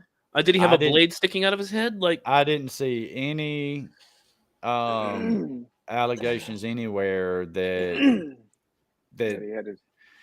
There's nothing that I've seen released by the police department or anything like that says anything about making it seem like the officer felt like his life was in danger that would elevate it to the point of firing 3 rounds into someone's chest. Now, my other issue here is, what if those bullets had went through him and into the vehicle where somebody else was, or into his partner, or into some kid at this school? This was in a pickup line at the school. Yeah. Well, I will say the dude did have top control for. He did. Seconds there. Yeah. The dude was winning the battle there. And that's where I was saying my thing about I'd much rather like my partner tase him and me take the risk of getting shocked. Yeah. Well, then like my thing is if he was trying to gain control of my firearm, I'm not gonna go for a taser. That's why I was asking if he like grabbed his weapon. Because if somebody's tugging on your gun, your firearm, it's a lot different than somebody trying to pull your taser. Because if somebody does get control of your taser, your intentions then are to kill them. Yeah, there have been court cases. Yeah, there's been court cases where somebody got a taser and the officer shot them, and it was deemed justified. I wasn't looking at their duty belt. Do they even have tasers? Because they got him out there. They got him out there. Let's see. They should. There it is, right there. Yeah. And he didn't scream. He's going for my gun or nothing. I mean, but that's not necessarily they have to. But right. Just usually when somebody's going for your gun, you're letting everybody in the world know. Yeah. But that may not be everybody's response. So there is the family did file a lawsuit, of course. So there'll be more information coming out. That lawsuit is pending, so I'm sure there'll be more coming out about this. We'll revisit it, of course, at that point if there's any more information. But based on what we have here, I feel like in this case, they should have they should have an understanding when two officers show up to a scene like this, if we have to go hands-on, who's gonna do it? Yeah. If we have to deploy force, who's going to go lethal? Who's going to go non-lethal? You should already kind of and they're together. If it's two separate cars, you're not going to communicate like that. Yeah, these are not riding together. I don't believe. I think they're in two separate vehicles. Dixie, this guy did die. He died right there. Why. And here's you wonder why what? I wonder why the other guy didn't tase him. That's what I was wondering. That's what I was saying. That's what I'm saying. That's what I was saying. Not the one that's got the guy on the one standing up. The other guy. Yeah, that's what I'm saying. Well, he had when the other cop went hands on, he didn't look back and give any signal to the other officer. The other officer has a pen and a notepad in his hand. Yeah. He's not prepared. He's not prepared for any use of force situation at this point. He's prepared for investigation. That's what he was doing. They were investigating. He does go a little hands-on when he ditches his pad and his pen on the ground. Yeah, he tries to pull him off of him. You see him try to pull him off of him. Yeah. Instead of just backing up and tasing. But, that's not in that situation, too. So I don't know what. I mean, I don't. Their minds in those. If he attempted to gain control of the weapon, lethal force has been authorized by the courts numerous times. Yeah. But I want you to see something else here. So let's watch a little bit more of this. I want you to see where there's a big difference between this incident and the one that happened in Shreveport. This just blew me away. Shots fired. Shots fired. Shots fired.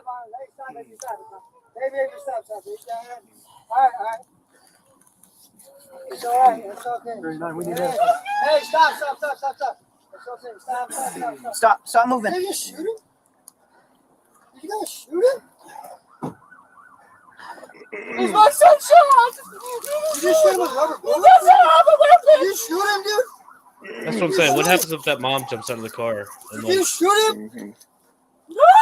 You shot him? Stay in the car. Stop, baby. Stop. Sir, hey, I want you to leave the gas over there. Fucking kids right there. Hey. Yep. I'm not doing nothing. Okay. Hold on real quick. Just let us figure out. Watch what this cop does right here. Hey. That's crazy. We're all right. He's going to put his earpiece back in. Communicate on the radio. That's why I hate them damn earpieces. No radio call has gone out yet for Yep. EMS. Nobody has touched him to render aid. They're not going to. It's Colorado. Kids are walking by, seeing this. If a taser had been used here, they would be handcuffing him right now, and he wouldn't be dead. Yeah. What is the most disturbing is that cop's reaction here in a second when you see it. It gets worse. It gets fucking worse. It looks like this body cam footage that we're seeing is looking like he's like, what the fuck just happened? Like, he's thankful he didn't shoot anybody right there because he's like, oh fuck. He's thinking, is this necessary too? Like, we don't know, like this person walking by right here on the right side of the car on the other side of the fence. We don't know if that's a kid or a parent or what. Like, they just saw this shit happen. Southpaw asked a question here. When you get into an altercation like this, can't the officer say he thought his life was in danger? Possible to go after the officer's gun for him to use deadly force? Well, here's the thing. Every time a cop puts his uniform on and goes out on patrol, his life is in danger. So you can't just have the I feel like my life is in danger. It has to be very specific, articulable reasonings for Oh yeah, I just saw your chat, Taylor. Yeah, that school kids walking by. How horrible is that, right?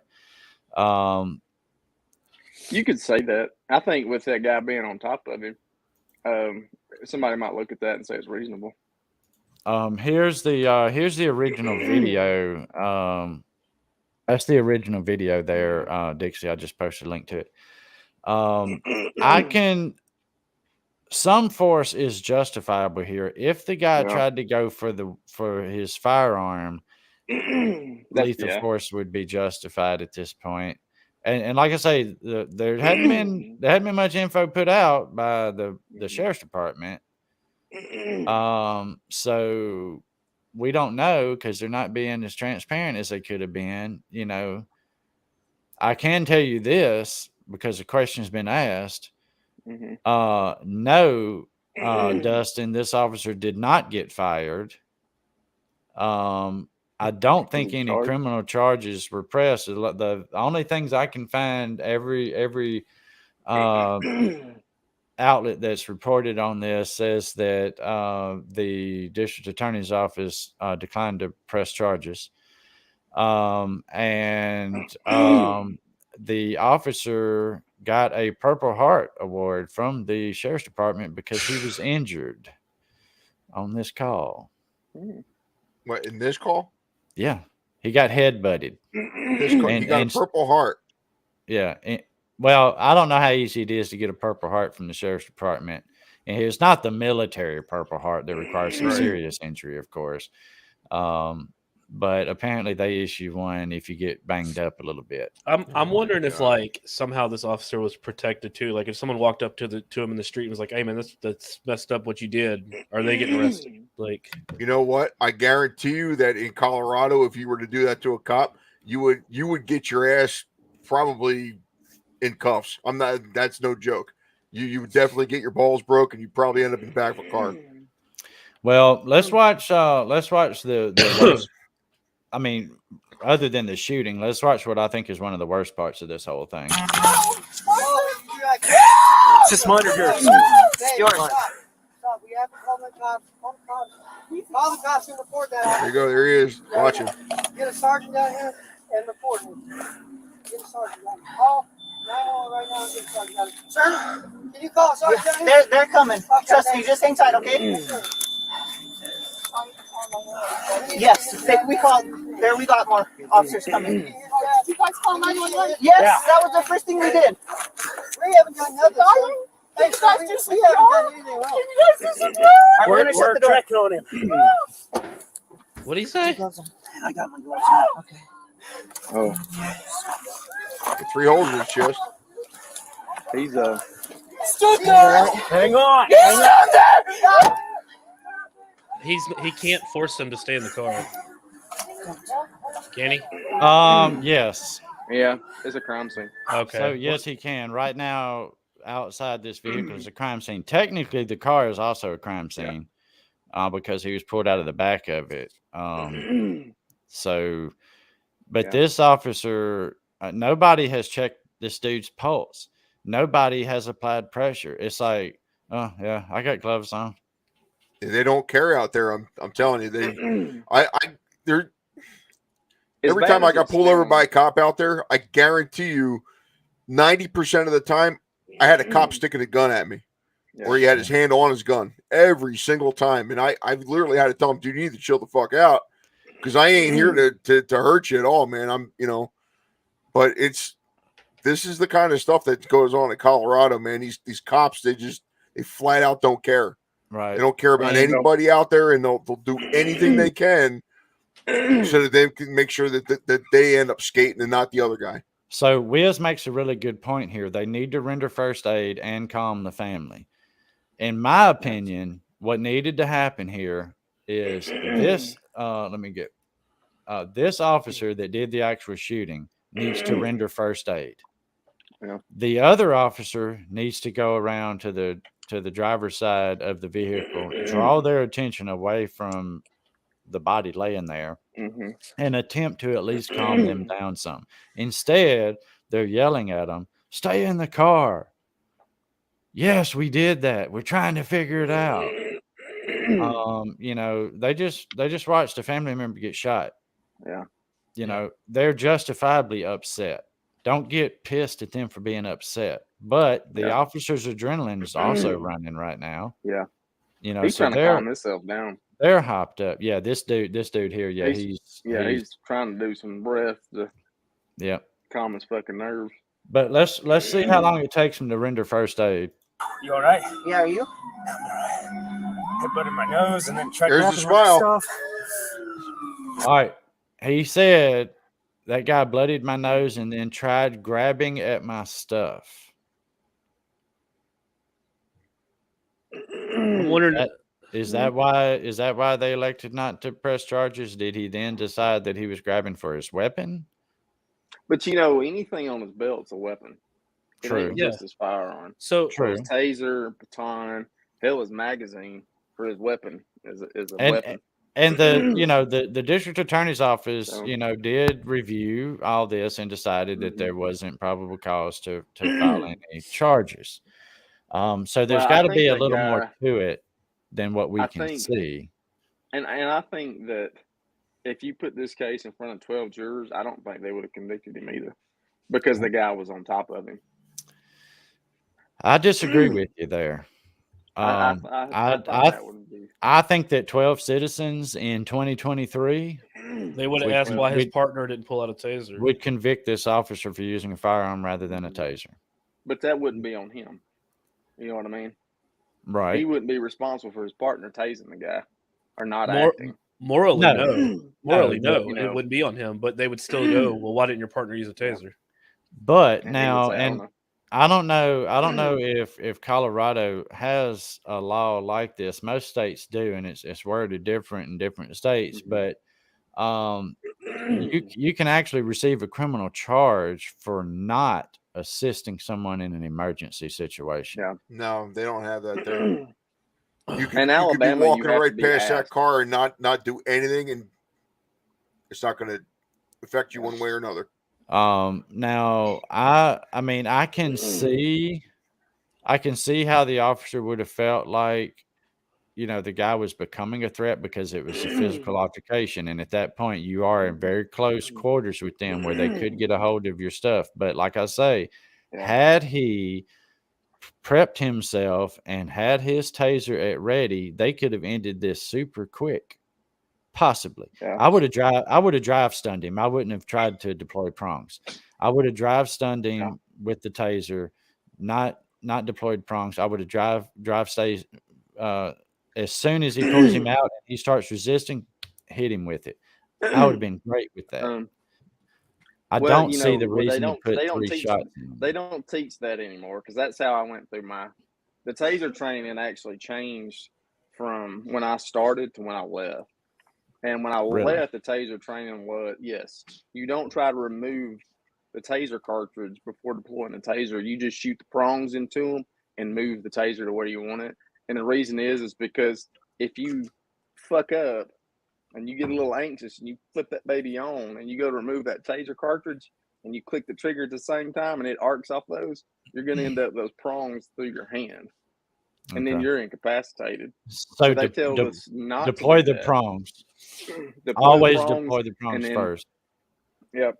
And then just stick it to him wherever you need it at. Just increase the arc. I just really feel like top of the shoulder, you'd move it to his lower back or something. I just really feel like if I was this officer in this situation, because Adam, how many wrestling matches have we had with shoplifters not knowing if they were armed? Yeah. Oh yeah, many. And we weren't allowed to have tasers or firearms or nightclubs or pepper spray or anything. We had our hands only. And that's one thing I was looking at with this video. When he first put hands on him in the back of that car, my question is how the fuck does he go from a seated position in the back of the car to on top of him? You know what I mean? Like, that's a lot of movement and action. Well, he should have never, in my opinion, never been on bottom of that guy. He should have been able to maintain control of that guy Well, he should have been, and he probably could have had he prepped his partner. Yeah. Well, I mean, even without a partner, well, I yeah, think he should have been able to control the guy. But the reason why I'm sitting here looking at this picture now, and I'm kind of understanding a little bit. I don't know. I have to go back and watch the video if he was slipping around, but I see all the snow on the ground, and I'm sure it was. I'm sure it was. he might have busted his ass. Yeah, and I'm sure that was a yeah, that was a possibility. But going back to you and I with shoplifters, right? We gave each other signals and heads up on when we were about to go hands on. Yeah, we knew how to work with each other. Yeah, to take somebody down. Yeah, we had no use of serious force option. Right. We had holding force only. See, Wiz. And, later, Wiz. See, bud. I just feel like had the officer at least somehow gestured or something to his partner to let him know he's about to go hands on. You know, if nothing else, it could have been something as simple as, so would 5 seconds have mattered in what did you just put in your mouth? He didn't pull him out because he was reaching for a weapon. He put something in his mouth. Okay, at that moment, you're not in danger. You've got a few seconds. Yeah. If nothing else, do something like with your partner. Let him know I'm going hands on. Something. Do something. Yeah. You know, get your partner prepped so that you can. The dude's got 2 fucking arms and 2 legs. You got to. One man ain't gonna control 2 arms and 2 legs, 4 body parts. Yeah. You needed both in this situation. I think that training was an issue here.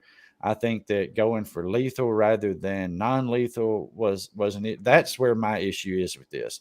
I think in this situation, wrong too. I can tell you that much. He's not wearing his taser in a cross draw.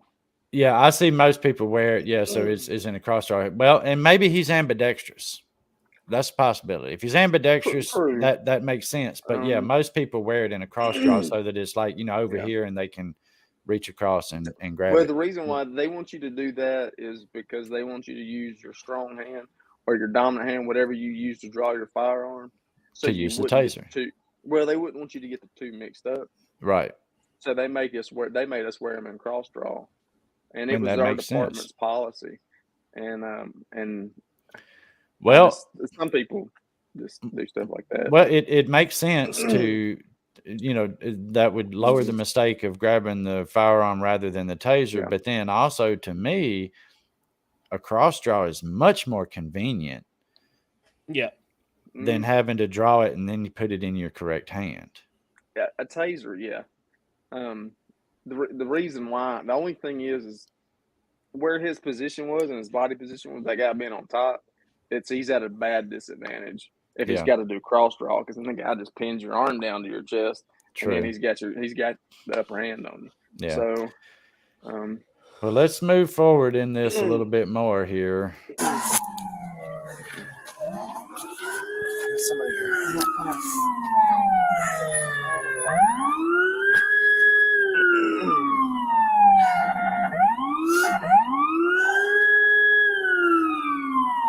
He's too busy worried about his fucking nose.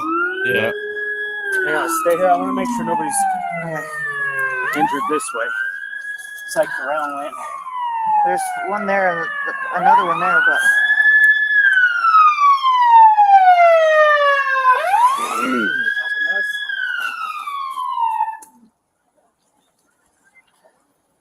You all right? No. Yes, I understand that. Yeah. Yeah, just for a second. You were a witness, so don't want you to be injured, okay? But I just want to make sure you're okay. Apparently. Yeah, no. Let's keep it away. Okay.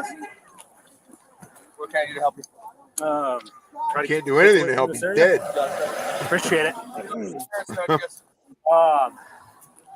Right here would be just fine if you, not her though. She's a witness. Anybody who's a witness, we'll need to keep them here.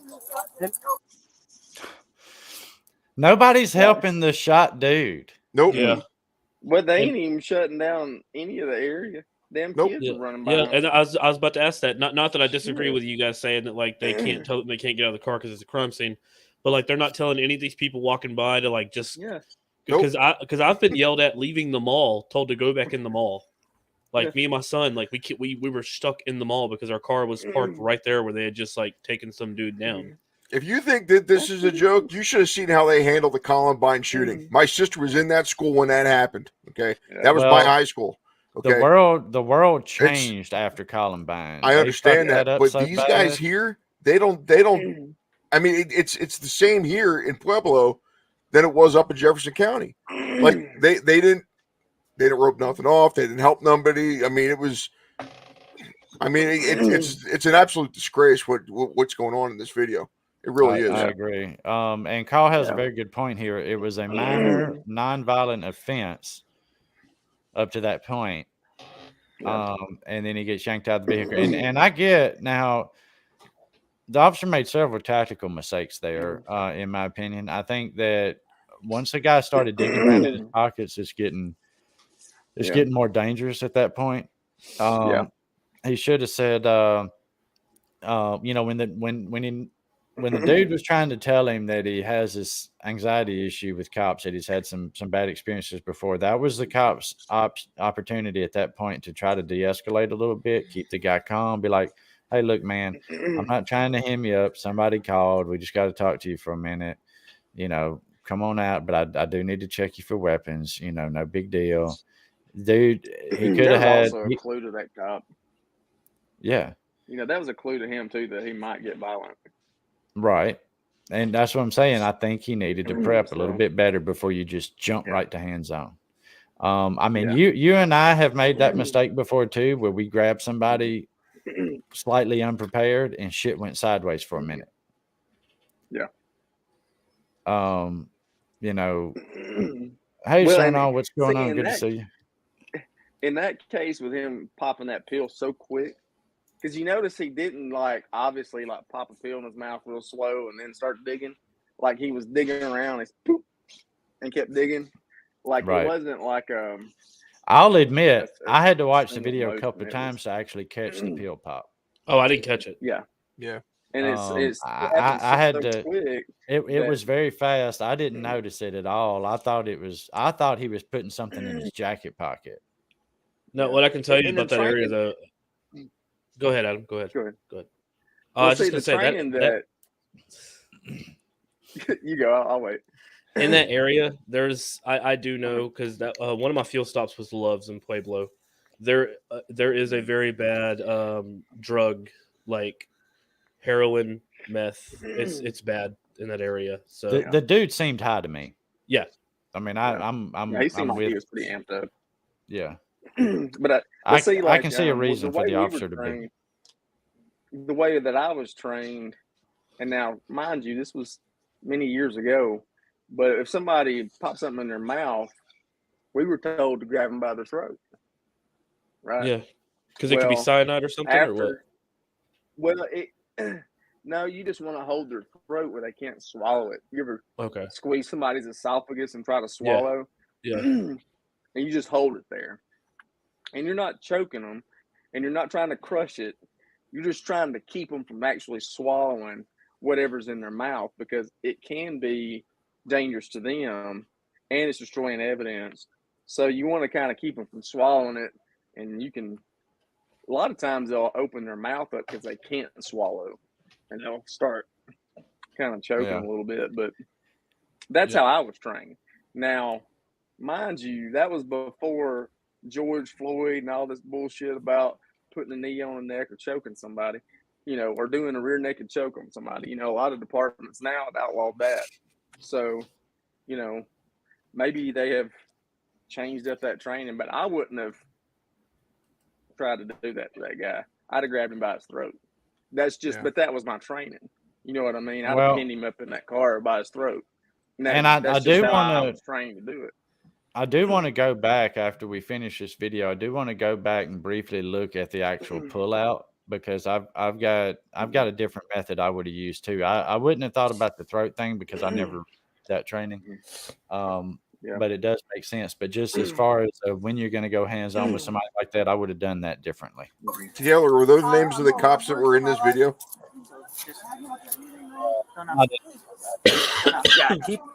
I think they have been released out there, though.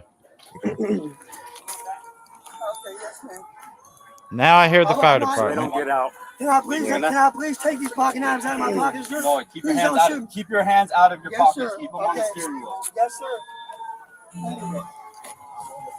Come on. That's the other guy in the car talking over there. Yeah. You know, talking about, hey, I got pocket knives in my pocket, or please don't shoot. Yeah, and he's like, keep your hands on the steering wheel. I mean, this scene just fell apart.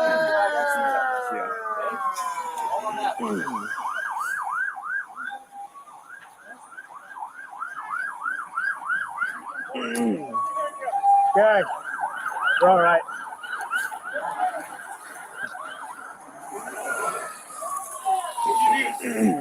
People away from us. We got to figure out these people, make sure they're okay. Yeah. I just saw him walking. I know, he was trying to break into stuff. We made contact. He was stuffing stuff in his mouth and trying to turn on us. So I tried pulling him out. You got an officer involved? Yeah. Yes. I was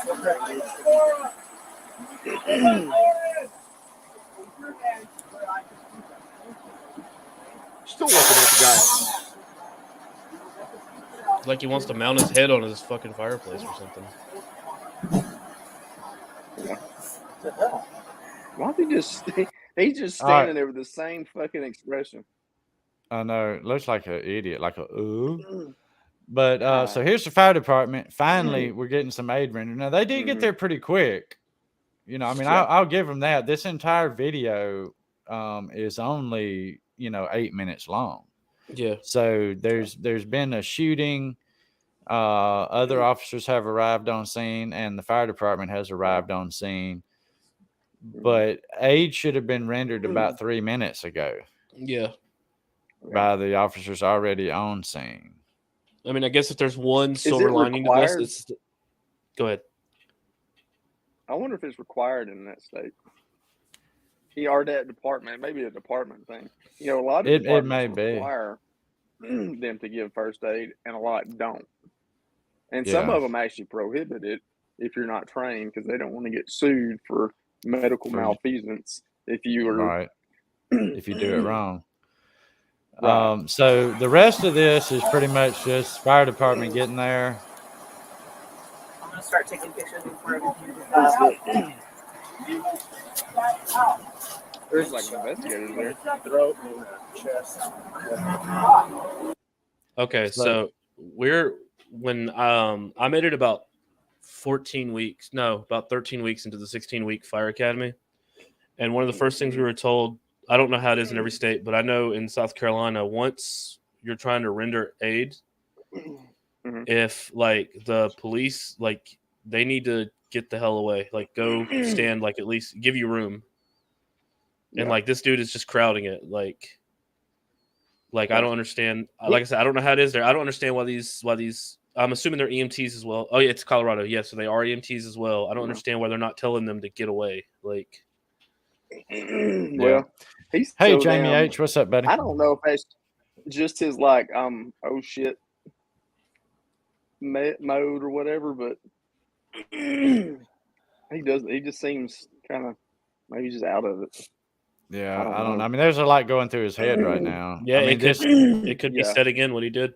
Yeah, I mean, it was a year ago, but there were still, police were already starting to come under serious scrutiny, before that. Wait, and why was a supervisor there? Because usually a supervisor would tell him to go ahead and, go get in your car, turn off the camera, or go get in my car. So let me hide our layout here. But now you see here, they're about to start taking photos.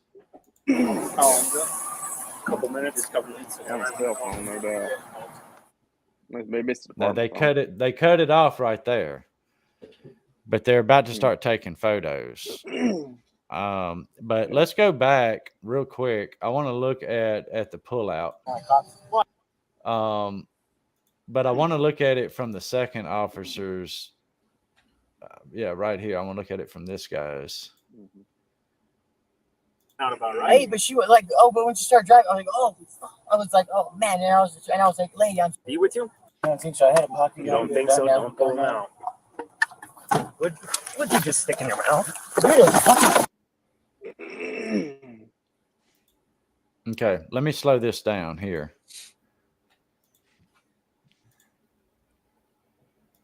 I see it better. He reaches in his pocket, grabs it. Just stick in your mouth. All right. Now, right here, he has no control over this guy's arms. Yeah, none. Hand on the other shoulder. He has none. Yeah. I mean, I don't know why he ripped him out of the car. He should have at least had control of this right arm. Yeah. Yeah. In my opinion. Yeah.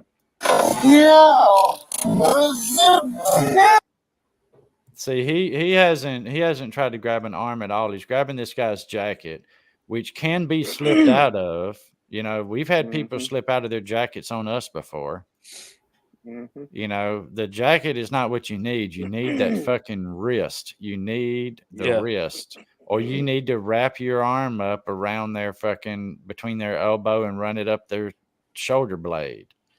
Something to get him out. He can do pretty good body control with his head. Like you're gonna follow your head. Yeah. So well, and that's what he's trying to do here is get him head down. I see that. Yeah. He is trying to use some of that body momentum. Yeah. But I still feel like if his partner had been prepared, because we've got several seconds of this happening where the partner hasn't been able to respond yet. Yeah. His partner still got his damn pen and pad in his hand. And he don't try to ditch that until after this. Right. It's got me to the point of thinking like his partner's like, why the hell are you pulling him out of the car? Yeah. See, he's got him by the back of his head right there in his necker. That's a good control point right there.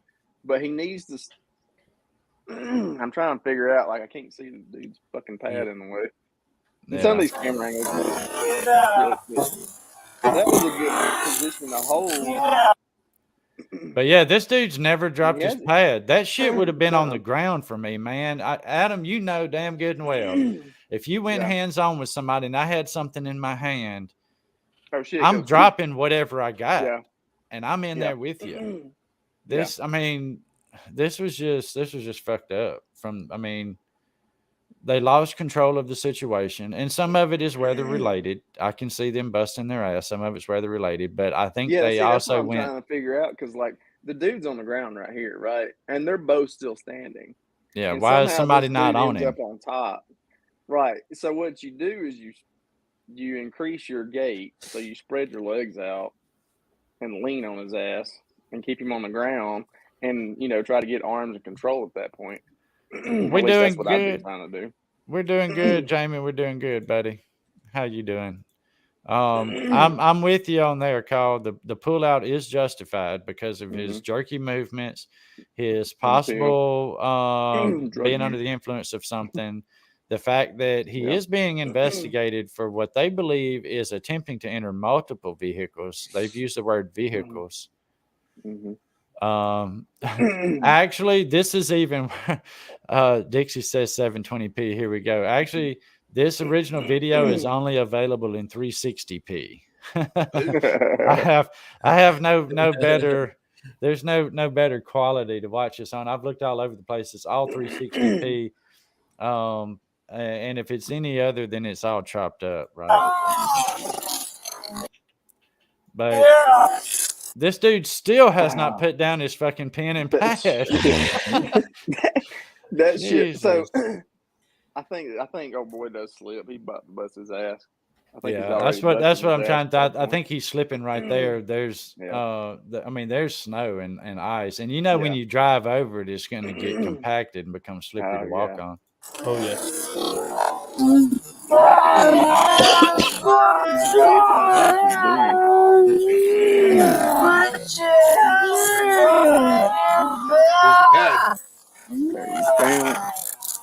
He's all over it.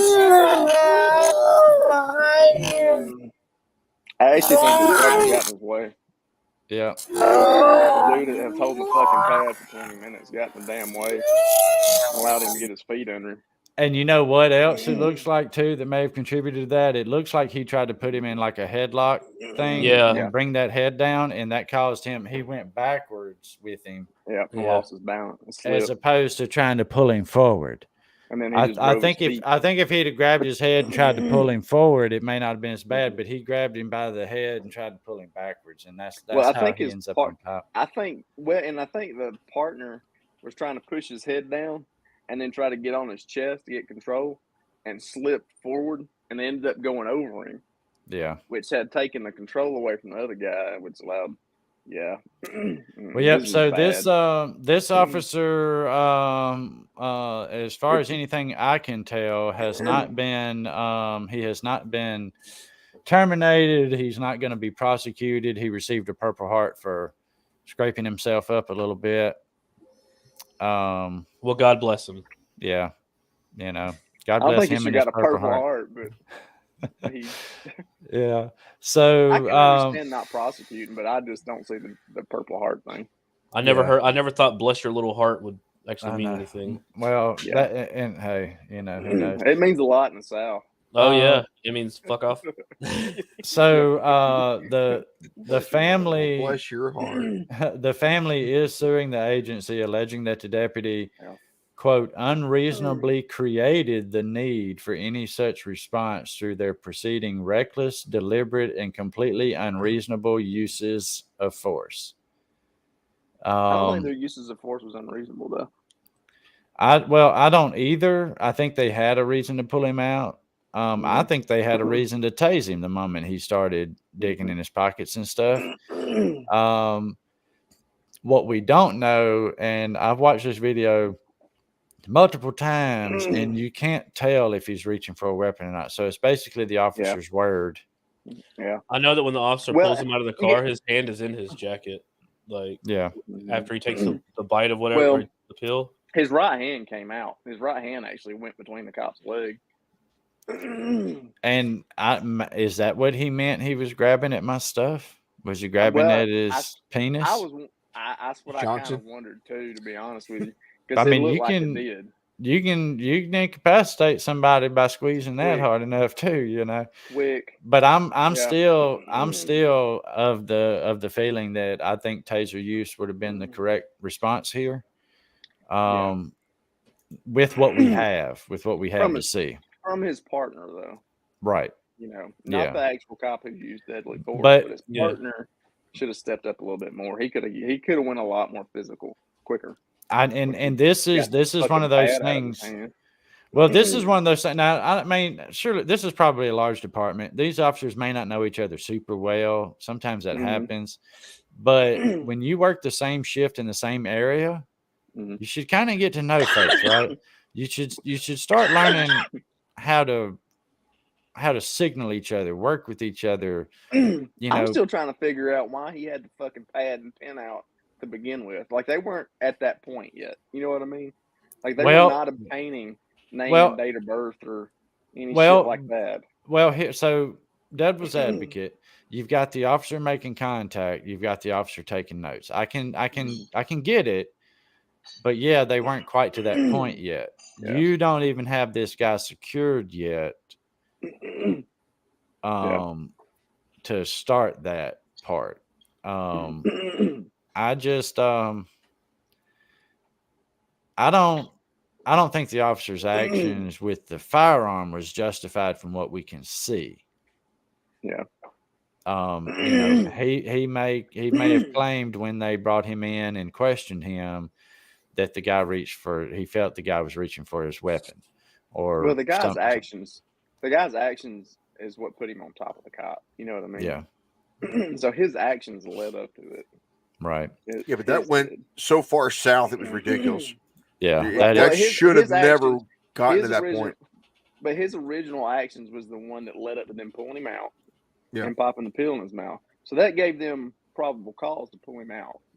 Oh, he could have said, "Hey, you mind if I take my pill real quick and pull the thing out, opened it up, and did his thing. You know, you But could a have done cop's not that. going to tell you to take a loose pill that you just popped out of your pocket. No, that's the thing. It was a loose mean? pill, and actually, So- in Alabama, if you have a loose pill, they're going to charge Yeah. you with possession of a controlled substance. You have to have it in a labeled orange container. It has to be in a labeled container with your name on it. and it has to be a recent prescription. Like you can't have one from 6 years ago. You're just packing fucking pills in. Like it has to be legit. It can't have 30 tablets in it and be 1 day away from a year expiration. Like, Well, and there's even a charge for like prescription medications, not scheduled drugs, but like your prescription, like amoxicillin that's prescribed.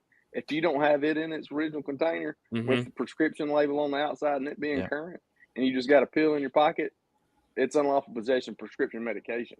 That's something I've dealt with, not to go too far into it, but I've dealt with that. Someone took a pill from my house, and when they asked where they got it from, they told them they took it from my house. They told them they stole it from my house, and they still came to my house asking why I let them take a pill, like why I let them take pills from my house. And I'm like, they told you they stole it. Yeah, I didn't let them. They took it. So we've made it just over the 2 hour mark. That was the two main ones that I had to look at tonight. That was the primary things that I wanted to take a look at. Now there's a couple more things that I do want to go over next week. I think I want to follow up on a couple of things next week. I've got a couple of follow up stories to Brookside. Oh God, say less. Huh? You talking about Brookside, Alabama? Yes. Oh God, I passed one of them on 22 last week, and I was like, don't even try it. Yeah, was your butthole puckered? Oh man, dude, I think they've calmed down a hell of a lot now. They're under federal and state scrutiny at the moment. Oh yeah, Is that the one that arrested the old ladies? No. Brookside That's was the one they were giving people tickets on a part of the interstate they were not supposed to be. Yeah, and that was the department that they were in unmarked cars wearing polos and BDUs. They didn't have their names visible. They signed their tickets with Agent M. Yeah, Agent R. That's probably like, thrown out in court. Dude, that's not valid. That police department was operating as a hired mercenary company. Almost. It was like a covert operation or something. I'm gonna make what Onyx is saying fit right into the puzzle, because the city of Brookside probably has about 3,000 people in it. I don't think they even have that many. If I remember right, I want to say when they did the AL.com article digging into that, I want to say they had them having like 1,900 people, 1,900 some odd people. So, they have one store, Dollar General. Yep. Inside the city limits, it generates majority of the tax revenue, but all of a sudden the revenue stream for the department within a 2-year period increased like 600%, and 40 some odd percent, like 48, 49% of all the income for the city was under fines and forfeitures. Yeah. So what they would do is Brookside 22 is pretty much like the spot that separates Brookside from Birmingham. And I used to live on Cherry Avenue. If you look at Brookside, Alabama, you'll see a Cherry Avenue that leads into it. I used to live on Cherry Avenue at the top of the hill. And they would see people speeding down that hill in Birmingham. And then as soon as they cross over 22 to be getting on 22, because it's a loop, they would pull them over for speeding down the hill in Birmingham. Yeah. And they can't write speeding tickets on the interstate. Yeah. So then when somebody first got on their ass about writing speeding tickets on the interstate, then they started pulling people over with stuff like driving in the passing lane for too long, following too close. Random on shit the like interstate. that on the interstate. Yeah. So they were getting people. They were saying because, St. Clair County pulled me over for being in the left lane for more than 0.7 miles. Yeah. See, the thing is like you can write the ticket on the interstate in Alabama, but it has to be for a safety issue, like somebody doing 90 and a 70. Something very excessive and stupid. Yeah, not just standard. But there was a whole lot of allegations against Brookside and stuff. So the story that I want to try to get to next week, hopefully, if we don't have any crazy shootings that we got to talk about or something, more pressing. The one I want to talk about, the